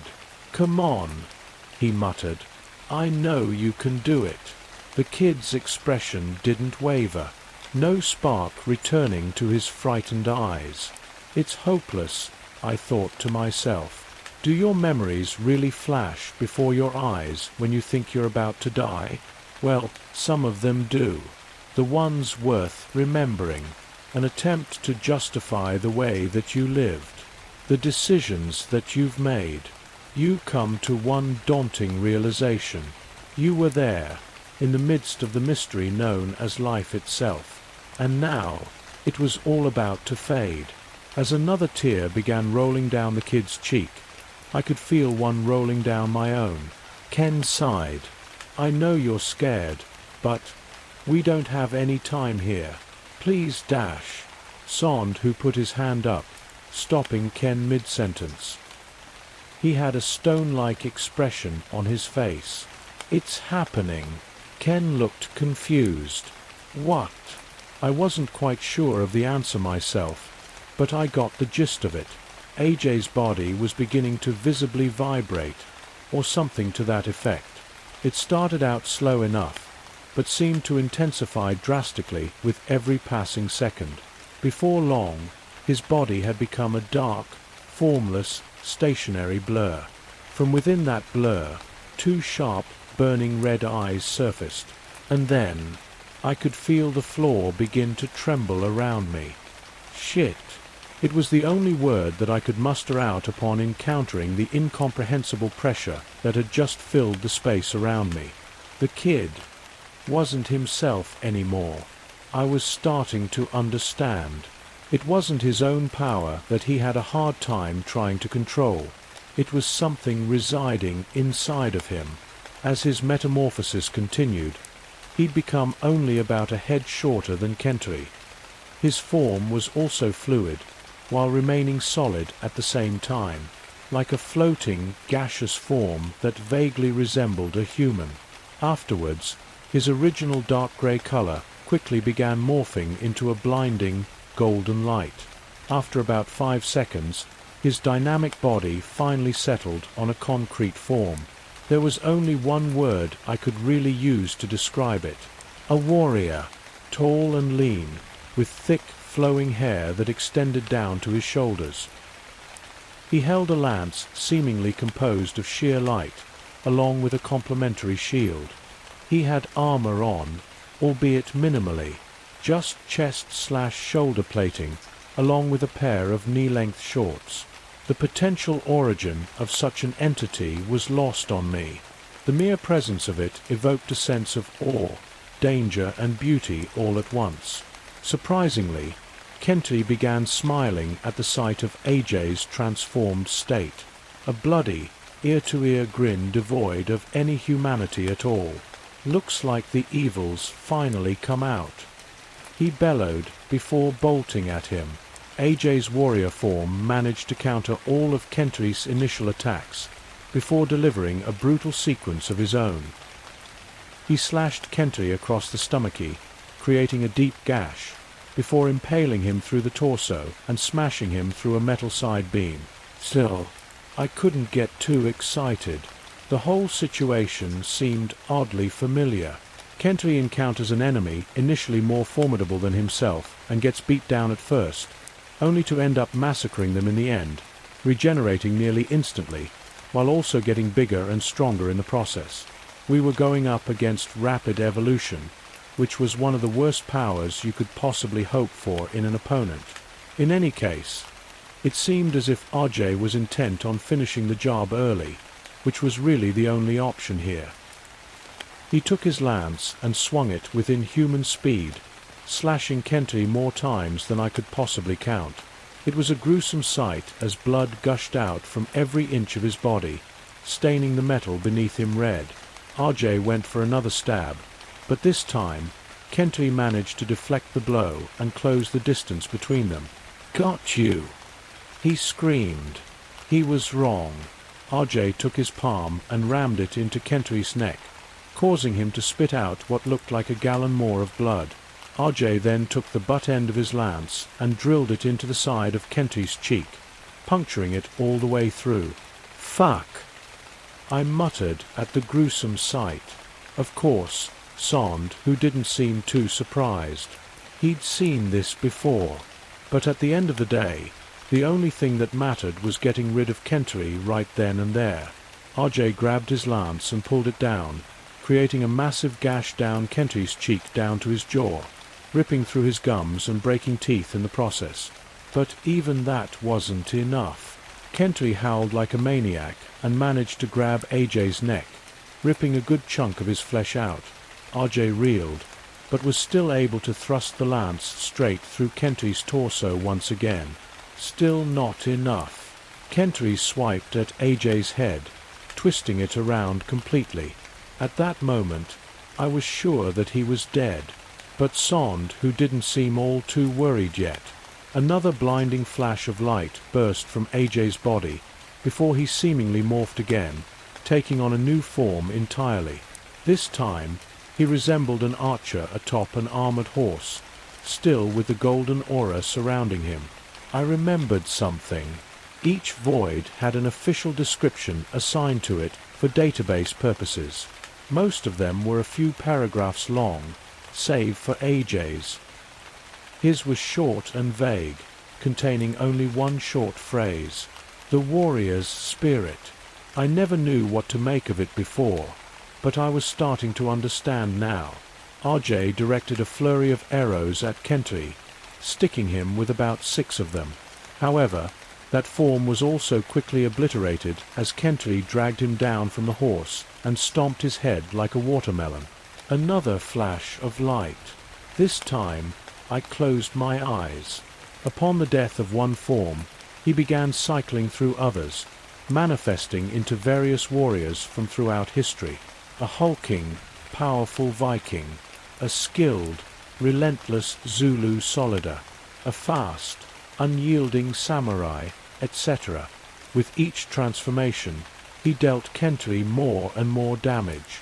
But that was the problem. Kentry just kept getting stronger as a result, and RJ couldn't seem finish the job.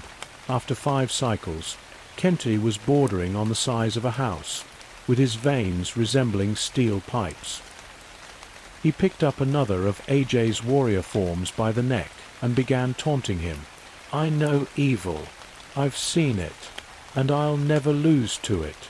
Using a single arm, he lifted him up and slammed him into the ground. Years of destruction and rebirth, forced evolution, surviving the abyss that lies before death over and over and over again until enlightenment is forced onto you. To the uninitiated ear, that might have sounded like the ramblings of a madman, but to me, it yielded a daunting realization. Sond, who recognized it as well. I could the horror in his eyes. Throughout history, humans have done too many cruel things to each other to possibly count. And for what reason? Well, that list is unending. But even amongst the dark sea of bloodshed, warfare and torture, there's one brutal practice that stands out from the rest.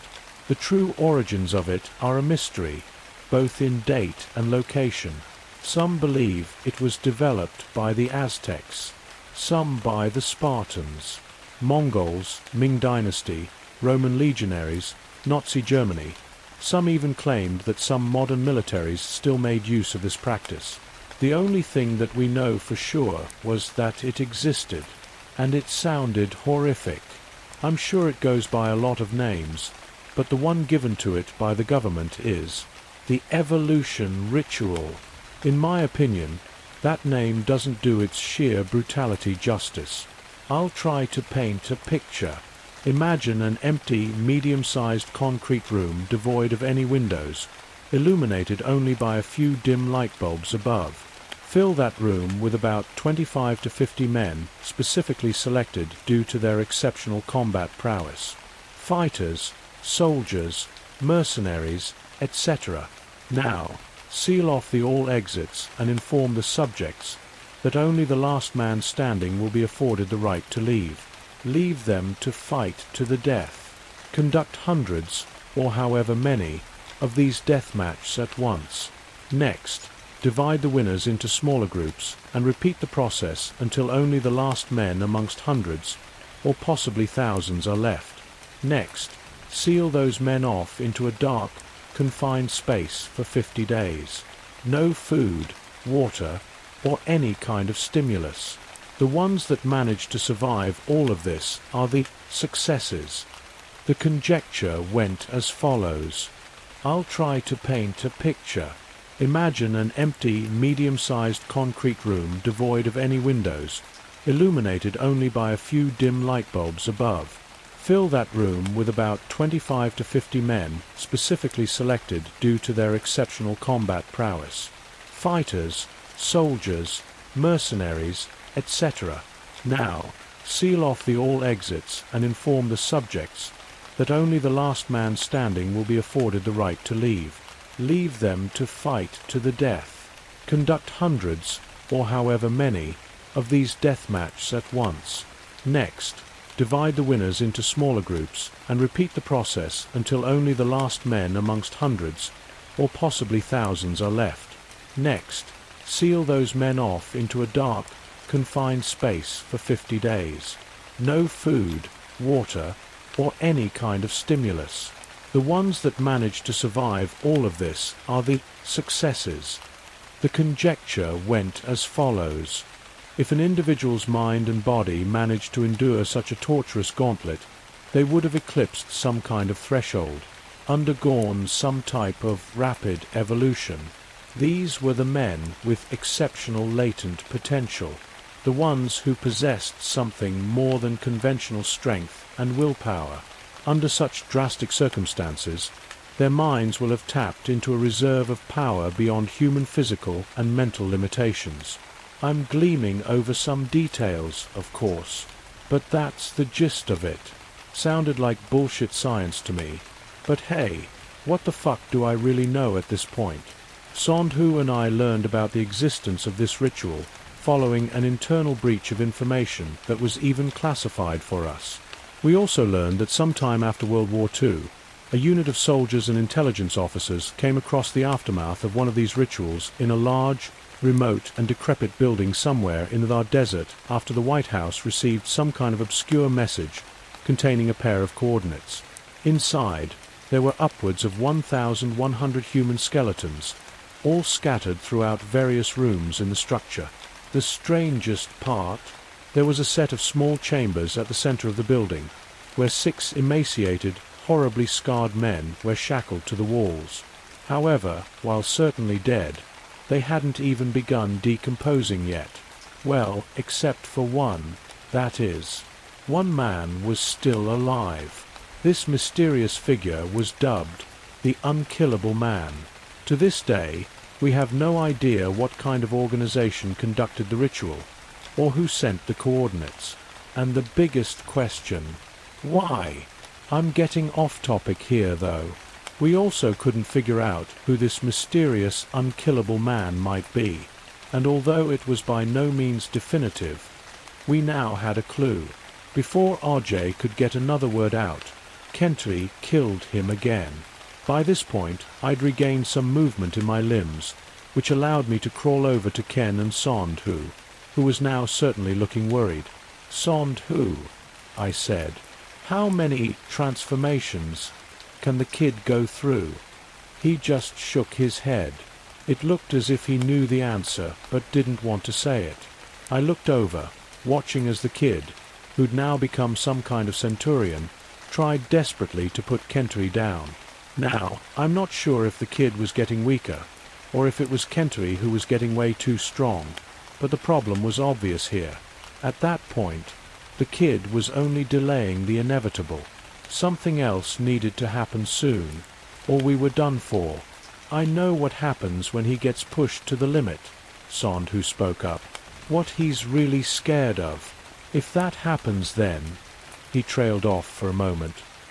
I didn't want it to happen. I thought this was gonna be enough. Don't like the sound of that, Ken muttered. Kentry killed the centurion by strangling it. This time, the kid transformed into a hulking Templar knight. I could see Sondhu visibly gulp. That's it, he said.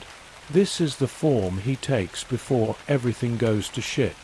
If Kentry kills this one then... God, I fucked up. At that point, Kentry had become so durable that the kid's attacks hardly fazed him. Yet, he didn't even attempt to stand down. I suppose that was the so-called warrior spirit, fighting even in the face of impossible odds. At the same time, all we could really do was watch. But before the two could engage in their penultimate clash, we could hear whistling from just behind them. Everybody turned around at once, seeing NASA casually strolling towards us. Wow, when'd you get so big? He said, his eyes wide in awe. Have you become evil as well? Kentry growled. NASA put his hands up in a defensive gesture. I'm just here to have fun, big guy. What does that mean?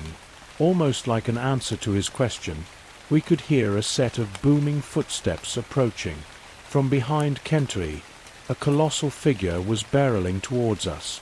The Titan had arrived, and from the way that NASA was grinning, I could only assume he was the one that released it, as primal logic would dictate. The Titan went after the biggest guy in the area. Kentori, who was now around the same size as the Titan, crouched into a defensive position. I won't let evil dash. He was cut short by an abrupt headbutt. For such a big thing, the Titan was disturbingly fast. Their exchange was short, but utterly brutal. The Titan slashed at Kentori's chest, tearing a large gash through it. Kentori strikes the Titan's jaw, dislocating it. The Titan rips off Kentori's left trapezius muscle. Kentori gouges all of the Titan's eyes out. The Titan crushes Kentori's right hand while swinging blindly. Kentori drills his fist into the Titan's crotch area, demolishing its goods. In a fit of blind rage, the Titan grabs Kentori's head and slams it into the wall, planting it deep, before dragging it along and tearing through the metal like butter. Kentori grabs the Titan's head from behind and drags it down hard, causing the bones from its neck to snap, piercing through its flesh. I could have sworn Kentori had grown 3 feet from that exchange alone. As he tossed the Titan aside, he looked back at us, half of his face now torn to the skull. Nasser looked like he was about to pass out from excitement. "Fuck yeah!" he shouted, jumping up and down. That was fucking awesome. Kentori silenced him with one punch, essentially vaporizing him. There wasn't much hope before, but there was even less now. Sondhu's warning had been vague, but I was doubtful it was any kind of exaggeration. The kid readied his sword, a vain effort, considering the fact that he was about to go down. And then we were all screwed, or so I thought. The time that the Titan had bought us was about to prove more than valuable. As Kentori prepared a blow that likely would have finished the kid on the spot, a stream of projectiles hit his face, causing him to flinch just slightly. I turned to face who'd done it, and to my surprise, it was Bella. For one reason or another, the bloody painter was back. "You!" Kentori roared. Ken was happy to see her, of course. "You came back," he began, before his face dropped. "But now you're gonna die. Have some faith in me, won't you?" she said. "I wouldn't be here if I didn't have a plan." A plan? Cale suddenly appeared behind her. "Well, I guess you can call it a plan. Didn't have much time to put it together, though. In any case, we were hardly in a position to protest." Kentori barreled past the kid, nearly foaming at the mouth as he rushed Bella with overwhelming killing intent on his face. I'd like to say that Bella looked unfazed herself, but that was far from the truth. She narrowly dodged his tackle, hardly looking calm and collected in the process. Cale attacked Kentori from behind, attempting to sink his teeth into his skin. His fangs broke immediately upon contact. "Oh, fuck this," he said, before being tossed into a wall. However, he'd managed to distract Kentori long enough for Bella to make a move, running to an adjacent, intersecting hall and looking down it.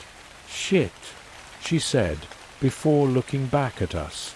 "Distract him. 30 seconds, that's all I need." 30 seconds might as well have been an hour. Before Kentori could rush back towards Bella, Ken stepped forward, forming a couple of portals on the ground, in which 2 crocodile-like creatures emerged from. They were destroyed in 4 seconds. The kid went after Kentori next, which posed another problem. No. Sondhu shouted. "Don't let Oj get near him." Cale groaned, pulling himself back up. "Well, all right." He jumped in between Kentori and the kid, pushing the latter backwards, before blocking a punch from the former with his arm. That arm was obliterated as he was launched back once again, but he managed to buy about 3 more seconds while doing so. Ken opened up 3 more portals, blood now pouring like a fountain from his eyes, nose and temple. "God fucking damn it," he mumbled, shaking as he forced his ability to the limit. But then he smiled. I guess I trust you, though. Two of his creatures attacked Kentry, while the other one kept the kid occupied. That move managed to waste another 7 seconds. I looked back over at Bella. She was holding up 10 fingers. 9, 8. But Kentry was already on the move. He'd reach her in about 3.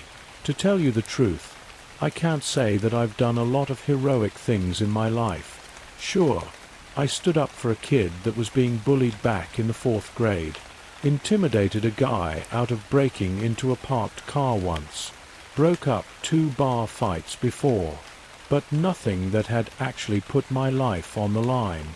Truth be told, I was never really willing to do so. I'm sure it's a sentiment shared by most. And it begs the question, if you knew that your inactivity would lead to death regardless, would it really count as heroic in the end? But knowing that I didn't have much time to think, these thoughts were racing through my head as my feet were already moving. "Hey, asshole!" I screamed.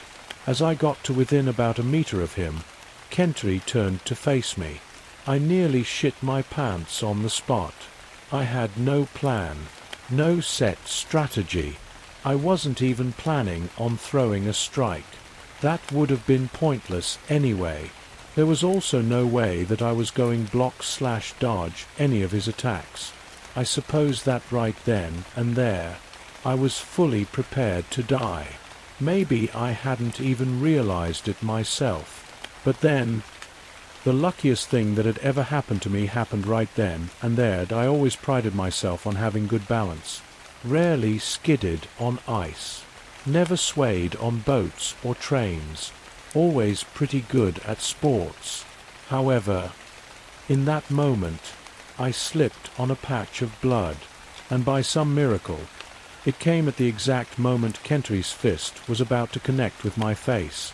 Instead of my skull being pulverized, his knuckle only grazed the side of my cheek, ripping a large gash through it as he did so. Sure, it hurt as hell, and I wasn't going to be talking to any girls for a while, but I'd managed to buy enough time. Bella shot another stream of blades at the back of Kentry's head, turning his attention away from me. The next few moments went by rather slowly in my head. I watched as Kentry darted forward in a flash, while Bella scrambled like hell out of the way. As she was doing so, a figure had stepped out of the adjacent hall behind her. I didn't need to wonder who it was. His moves spoke for themselves. It was the dancing guy, shuffling cheerfully along. Kentry himself even hesitated for a moment, but it was too late for him. As they collided, the dancing guy's MP3 flew out of his hand. For a moment, time seemed to stop. The dancer froze in place for what must have been 10 seconds. During that time, even Kentry couldn't seem to bring himself to move. It was the calm before the storm. For a split second, the dancer's expression contorted into something that I'll likely never be able to get out of my head. It was an indescribable look of sheer, otherworldly rage. I blinked once, and when my eyes opened back up, I was met with a wall of red mist and flying limbs. One of Kentry's oversized arms even flew at me, nearly dislocating my shoulder as it did so. The man that we'd previously deemed an immovable, insurmountable wall had been demolished in less than a second. Now dripping in blood, the dancer strolled over to his fallen music player and plugged it back in. All of us watched in stunned silence as he shuffled off and out of sight towards the opposite hall. Cale was the first one to speak up afterwards. "I'll be honest, I was 99% sure that wasn't gonna work." Bella let out a laugh of half relief, half disbelief. I looked over at the kid, who was still in his night form. However, he looked confused, almost as if his reason for existing had suddenly vanished. Soon enough, he reverted back to his original human state. RJ fell to his knees, coughing up blood in between sobs. Sond, who quickly rushed over in order to tend to him. "Is everything done?" I thought to myself. Save for Clint, TFVNH was dead. So were all the voids, except for the dancer, and the still contained calamity. I guess it's over, then. That was ballsy, man. I looked over to see Cale grinning at me, running at Kentery like that. Fucking hell. I let out a slight chuckle, hardly able to believe it myself. Yeah, I guess. How's Hugo? Cale shrugged. Guess some things can't be helped. I think I gave him a good send-off, though. In the meantime, Bella was talking to Ken. I'd help you out, but, she said, wiping some of the blood off of his face, which was entirely covered with it. I don't know what to do here. Yeah, it's more of an internal pain. Looks kinda badass though, doesn't it? Looks kinda gross, actually. They both laughed. That was great. What you did there, he said. Let's call it lucky. Thanks for trusting me there, though. Thanks for coming back. I really apprect dash. Oh, shut up. You guilt-tripped me into it, you asshole. Before he could speak again, she pulled him in for a kiss. Not wanting to make things awkward, I directed my attention back at RJ, who was beginning to settle down. He all right? I asked Sondhu as I walked over. In place of a response, he simply got up and hugged me. I owe you. A bit longer and we'd all be. His voice began trembling. It's all right, buddy, I said. Don't worry about it. At least it's over now. He let go of me and looked at everybody else. I owe all of you. Bought time I did something good for once. Ken responded. Bella sighed, before smiling. Yeah, same. That dickhead killed the first friend I've made in a long time, Cale added. He had it coming. A period of silence followed, as we all began coming to terms with the events that had transpired. Not the easiest task. Ah, how touching. A familiar, but completely annoying voice reverberated from behind me. I knew I'd forgotten about something. I turned around, seeing Adrian standing right there, wearing his signature, stupid, smug smirk. Who the fuck is this? Cale blurted out. Adrian ignored the question, looking over at the kid instead. That's a cool little ability you've got there, he said. You know where it'd come in real handy? Oh, no. I thought. Please don't say it. His grin grew wider. The evisceration matches. How the hell did we get here? At that moment, it was all that I could think about. As fun as this has all been, and it certainly has, geez, Adrian laughed to himself. I almost forgot what I came here for. This coke is deadly sometimes, dash. There's no way in goddamned hell. Don't even fucking say it. Sond who cut him off. Adrian raised a brow. Yeah, is that so? Look, I get this whole guardian protector role you're trying to play here. Commendable, really. And I'm sure the kid's been through a lot, but... His lips curled into a malicious grin. I've been through a lot as well. And you know what I've learned? This kid's gonna fucking croak if he keeps hanging out with you. He's strong, sure, but he can get a lot stronger. You guys got lucky against Kentery. It won't happen every time. You don't want that, do you? You literally want to send him off to death fights on some godforsaken planet. What the fuck are you talking about? I interjected. Adrian groaned. Oh, why don't you shut the fuck up? Just shut the fuck up. As much as I hated to admit it, the sound of him raising his voice caused me to go quiet. There was a powerful aura surrounding him, like a switch in his demeanor that would flip instantly and aggressively. In all honesty, my will simply wasn't strong enough to challenge him any further. Out of everybody there, I was certainly the weakest. Look, Ken said, stepping forward. I have no idea where the hell you crawled out from, but we kinda went through a lot just now trying to protect the kid. We're not gonna let him go just like that. Tisich, Adrian clicked his tongue. I don't like getting my hands dirty, but...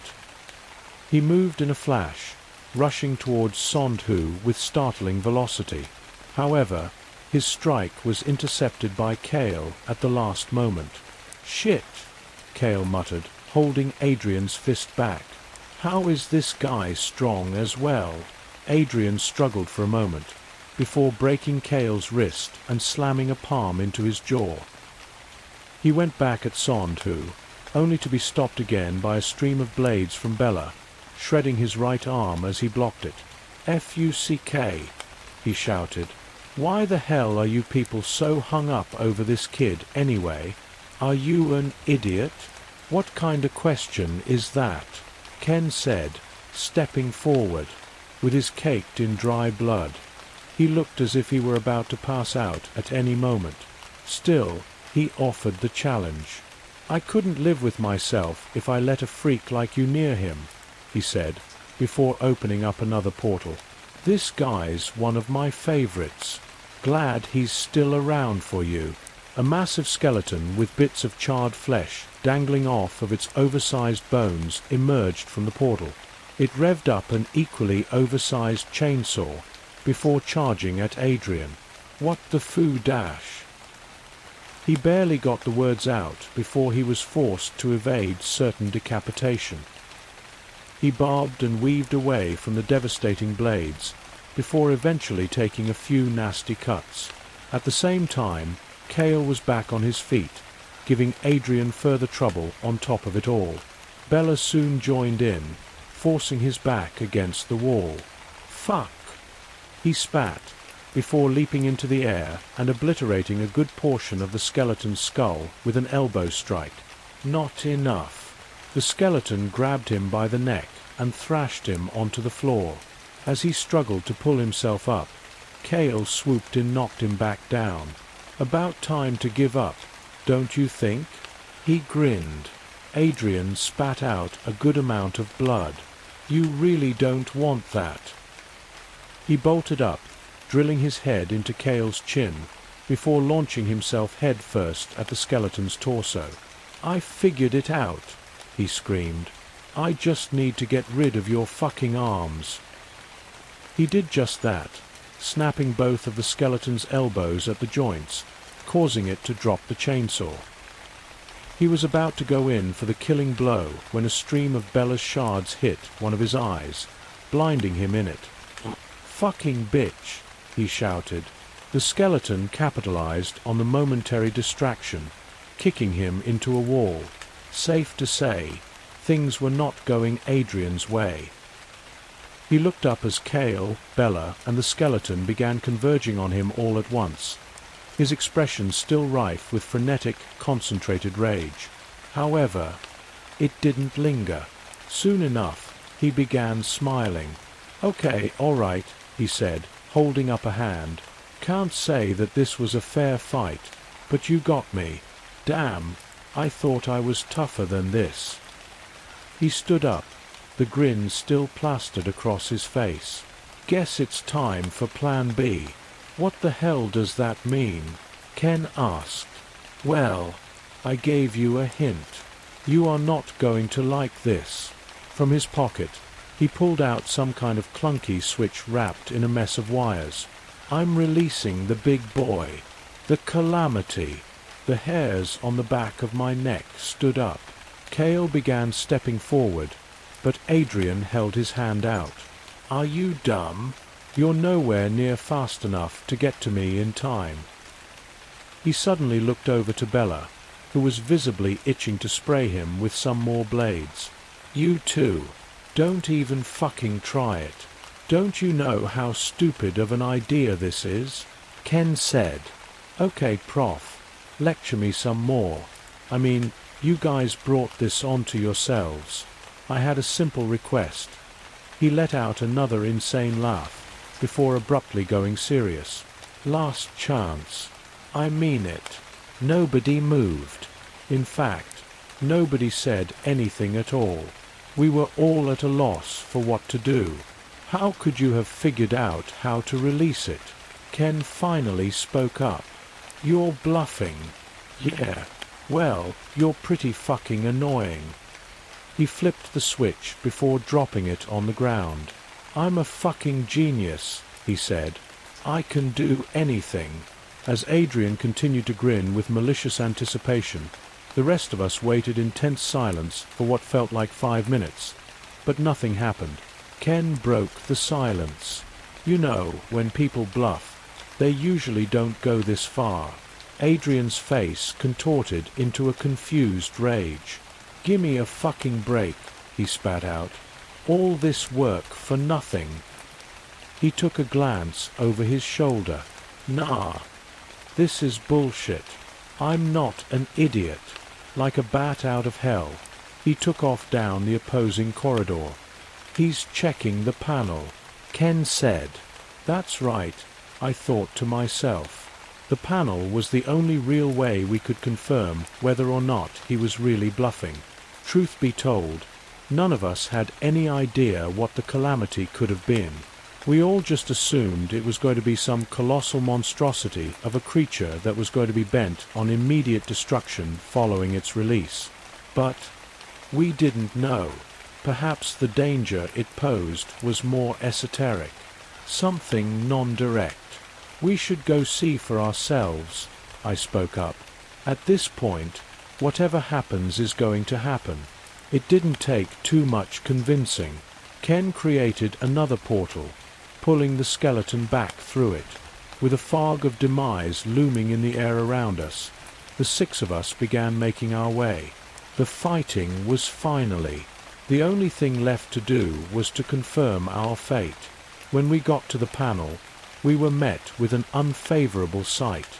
The light was yellow. Escape in progress. Not only that, but a trapdoor had opened up in the floor to the side, with a set of stairs leading down it. Adrian was right there, leering down into it. What did I tell you? He said. I'm not an idiot. Well, what the hell are you gonna do now?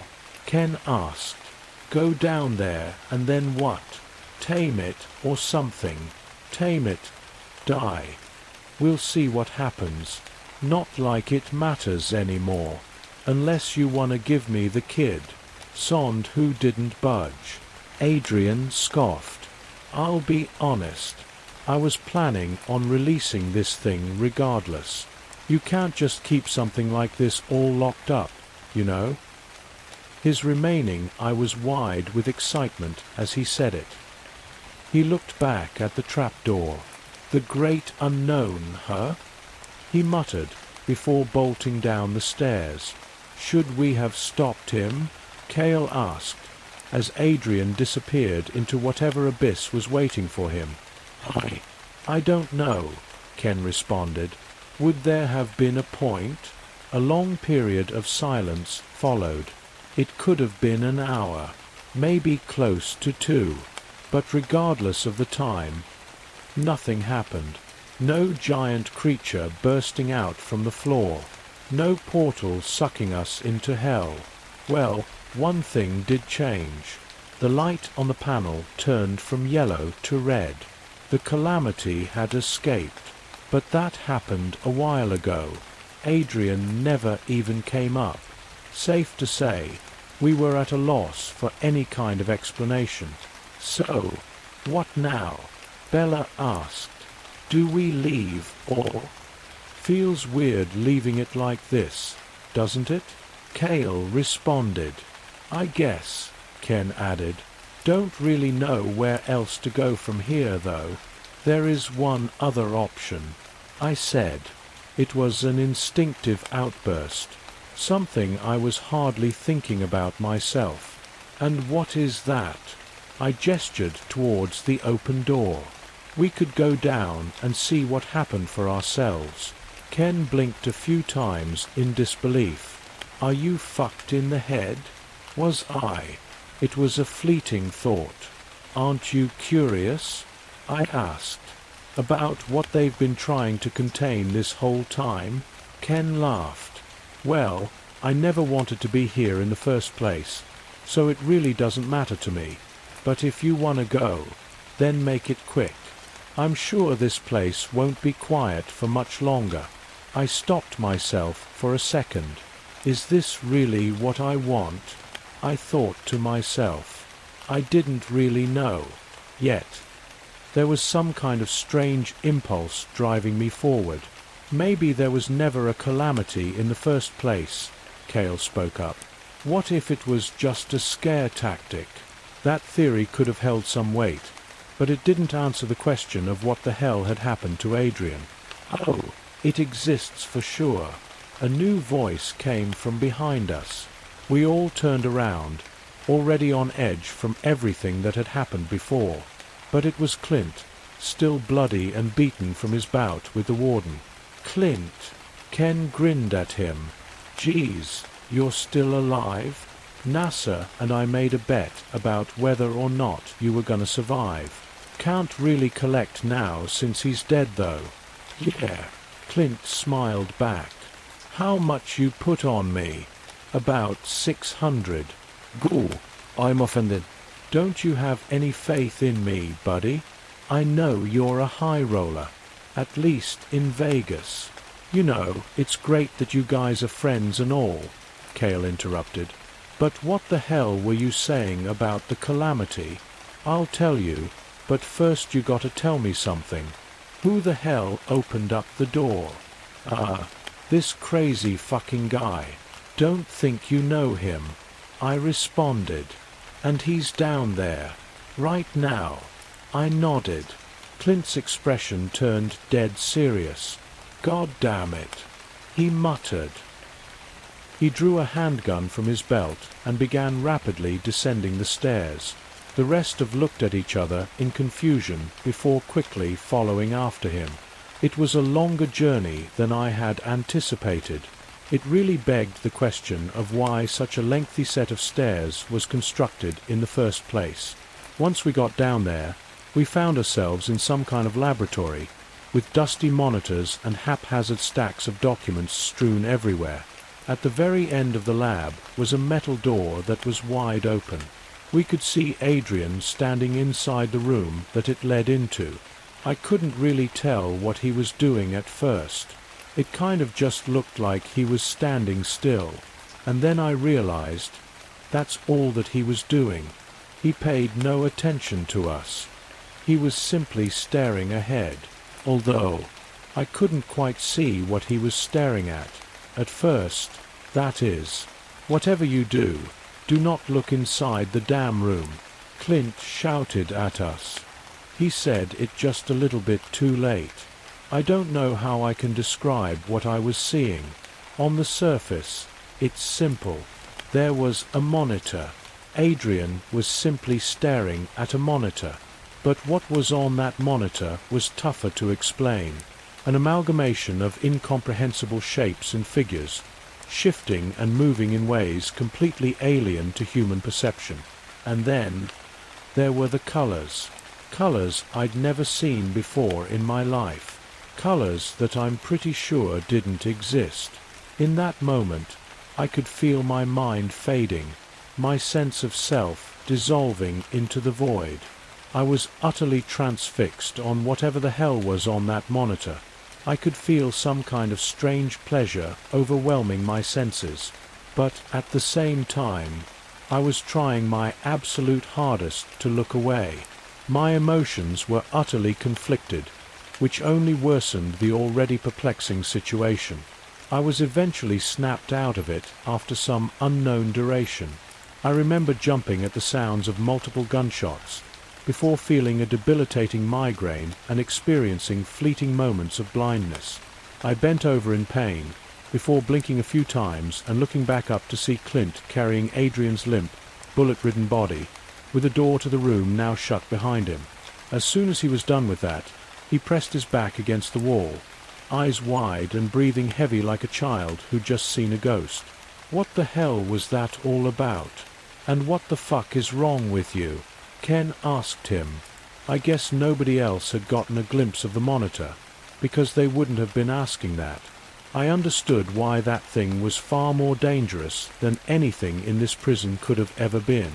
It truly was bizarre.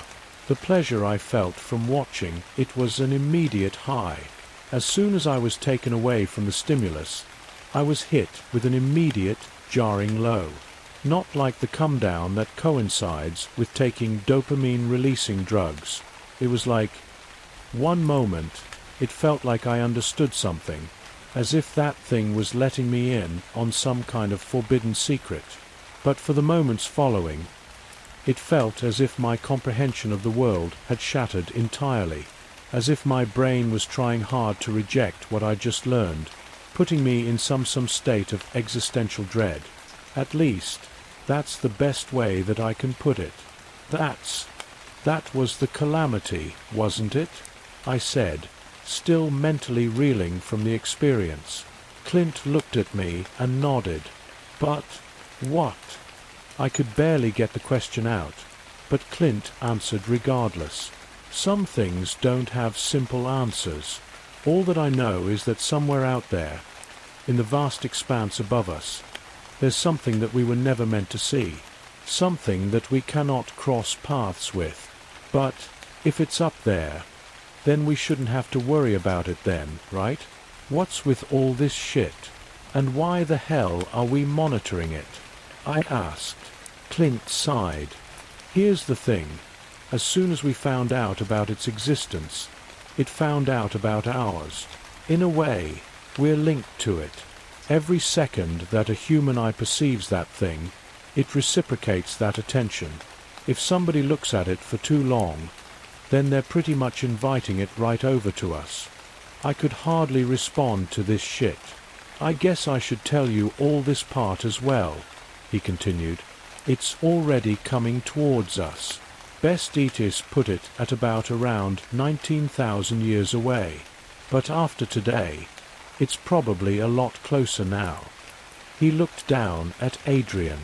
This asshole just shortened humanity's lifespan by a couple thousand years. And then he looked up at me. I saw you looking as well, he said. Lucky I snapped you out of it before you went insane. You probably just cost us about 50 years as well. Okay, Cale spoke up. Not that I'm following any of this. But how are we stopping this thing from arriving? Clint let out a dry laugh. That's what they've been trying to figure out. Why they built this fucking lab in the first place. It's funny though. All of their research probably just brought it closer. Ha, Ken said. So that's the deal with the calamity. Wouldn't have been my first guess. Yeah, pretty wacky shit, Clint said as he got up. Well, we better get the hell out of here. This place is about to be swarmed. Sure, but where the hell would we go? The moment we try getting off this island, we're getting shot at. Maybe it's better to just take our chances here and explain the situation. Cale said. No fucking way we're staying here. Sont who? Ken and Bella responded in unison. We better figure out something soon, Bella said. Getting out of here's gonna be tough. It won't be tough. It's gonna be impossible. What? The island's already surrounded, and the cavalry's ready to pounce on any stragglers. They know about everybody who was supposed to be in here, and they're gonna hunt down the ones who don't get accounted for. He paused for a moment. In other words, you guys would be fucked. And then he grinned.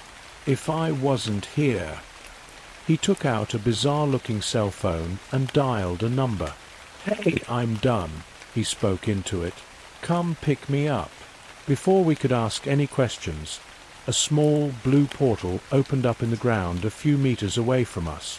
So you can do it too, huh? Ken said. Yes, sir, Clint responded. But there's no monsters coming out of this one. Moments later, a well-built man with a heavy mass of a beard who looked to be in his late 20s popped out. What the hell, Clint? Where's your own fucking transporter? Warden broke it. The man laughed. Oh, right. How was that, by the way? What did you think, Pete? I almost died. I'm surprised you made it out at all. That warden's a tough bastard. And you brought company, huh? He looked over each one of us, before gesturing towards the portal. Well, don't be scared. Jump in. There were a few more objections, of course, mostly from Cale and I. Cale was still clinging on to his identity as some reprehensible criminal who belonged in this place, while I was shitting myself at the prospect of jumping into some blue hole in the ground. However, everybody else was raring to go. I suppose they all had their reasons. The kid looked like as if he was about to pass out, but he really didn't have a say in the matter. Sond, who was just trying to get him the hell away from this place. I only ended up jumping in when I heard the sounds of boots on metal from above us. I'm not quite sure how to describe my journey through the portal. Disorienting, I guess. But at that point, my senses had become pretty dulled anyway. We were transported to the top of a metal tower overlooking some desert-like expanse. The surface was crawling with ghastly creatures that looked to be some kind of coyote-scorpion hybrid, and they sure as hell were aggressive, constantly attacking, ripping apart and cannibalizing each other. At the edge of the platform we were on, there was a sniper rifle mounted with a stool at the bottom. There were also empty boxes of snack cakes and beef jerky packets strewn across the floor.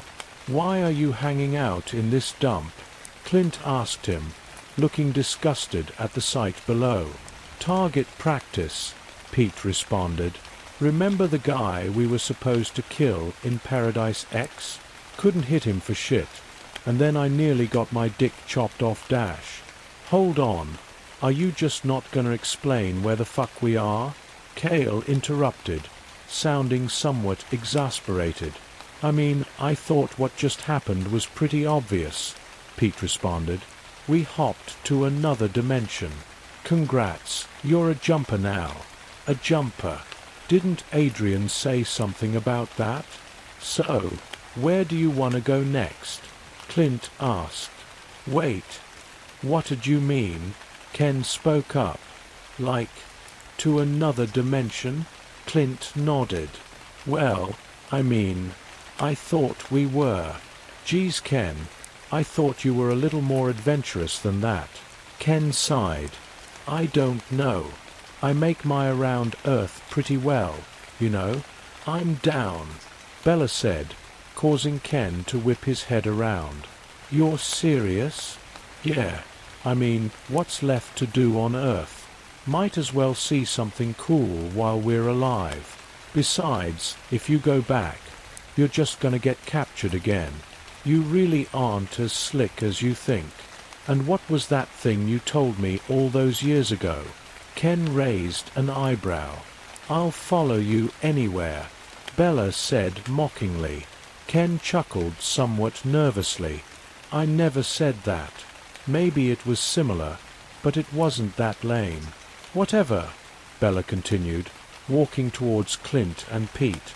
"I know where I'm going, and it's not back to Earth." Ken hesitated for a few more moments before ultimately relenting. "Geez," he said, "this is fucked up.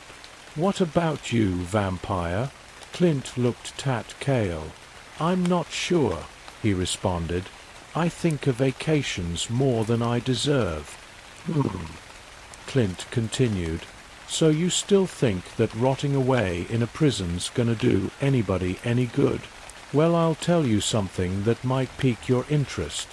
There's a planet named Gehenna out in an area called the Dark Zone. There's no rules there. No interdimensional government has any jurisdiction over it, and any task force they send gets obliterated.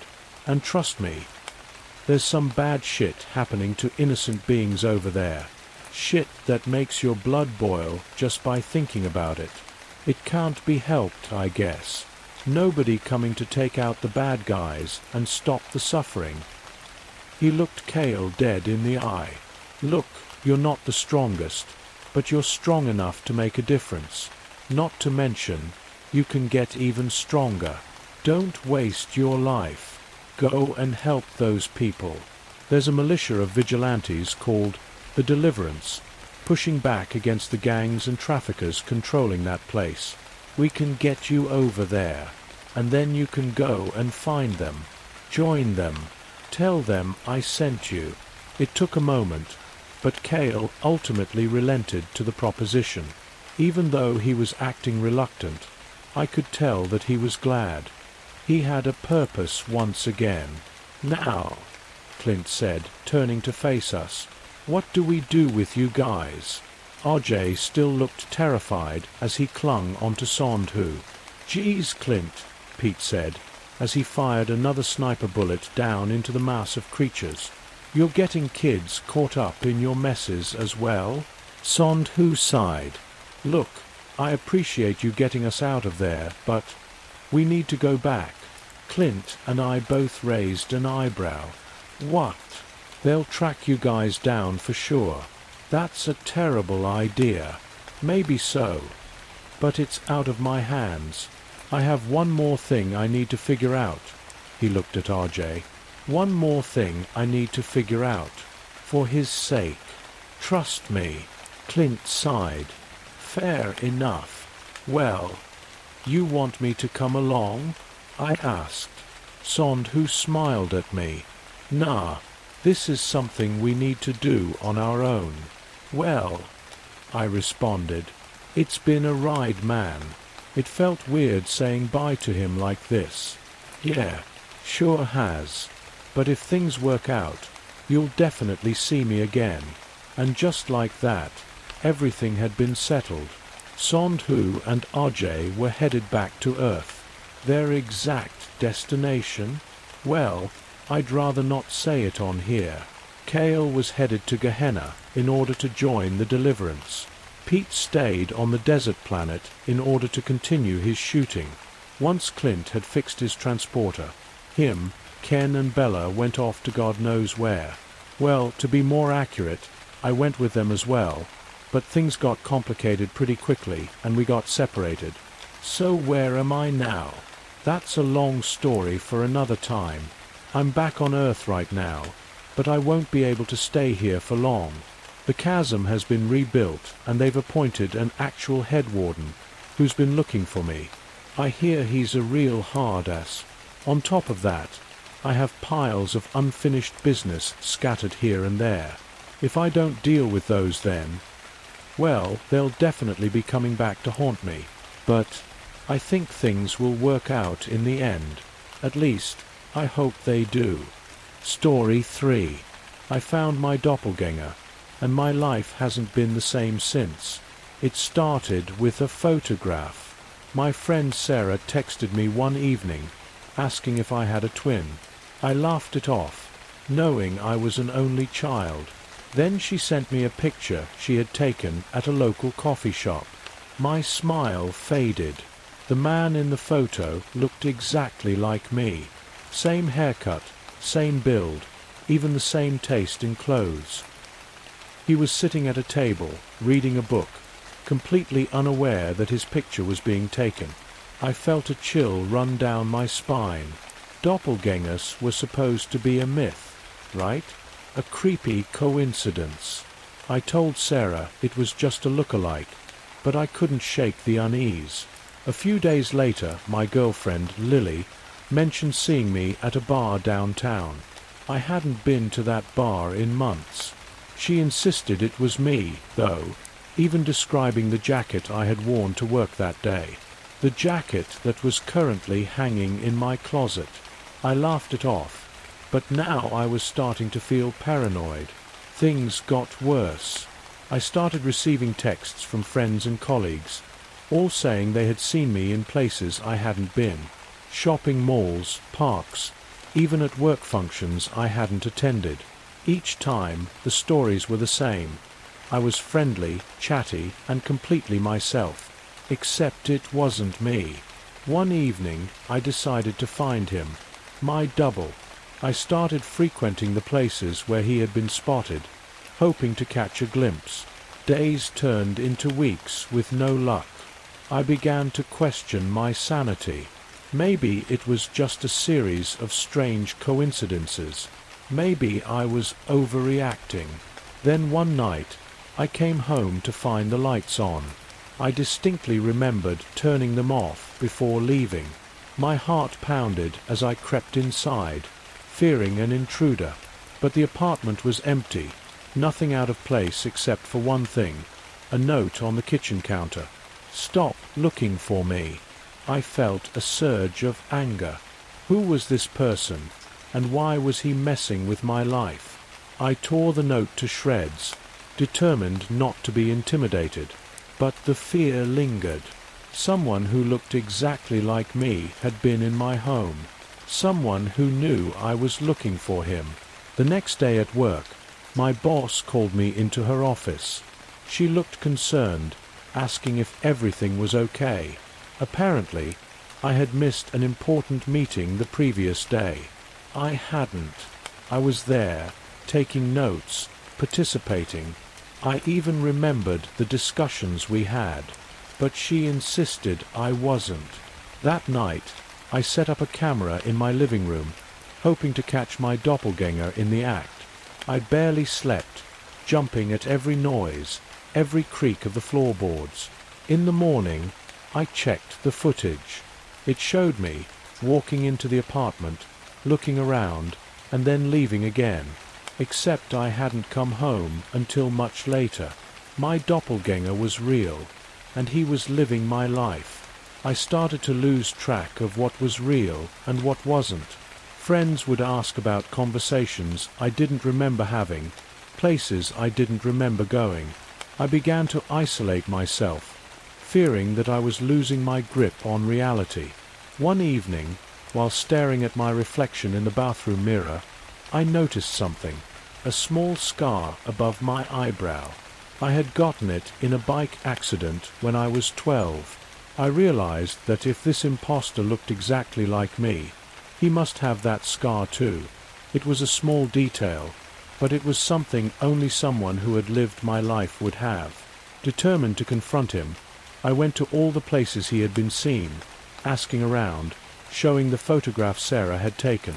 Finally, a barista recognized him and mentioned he was a regular, always coming in around the same time each week. I waited at the coffee shop, nerves on edge. Hours passed, and then, there he was. Seeing him in person was like looking into a mirror. He saw me too, and for a moment, we just stared at each other. Then he smiled, a cold, knowing smile, and walked out. I followed him, determined to get answers. We ended up in a quiet park, and finally, he turned to face me. "Why are you doing this?" I demanded. "Who are you?" He just smiled again. "I'm you. The you that you could have been. The you that took risks, made different choices. The you that lived life to the fullest." I shook my head. "That doesn't make any sense." "It doesn't have to," he replied. "Just know this. You can't escape me. I'm always going to be there, living the life you didn't." With that, he turned and walked away, leaving me standing in stunned silence. I haven't seen him since, but I know he's still out there, living my life, making different choices, always one step ahead. If you ever see someone who looks exactly like you, don't ignore it. Don't dismiss it as a coincidence, because sometimes the scariest thing isn't a monster or a ghost. It's the thought that there might be another you out there, living a life you never chose.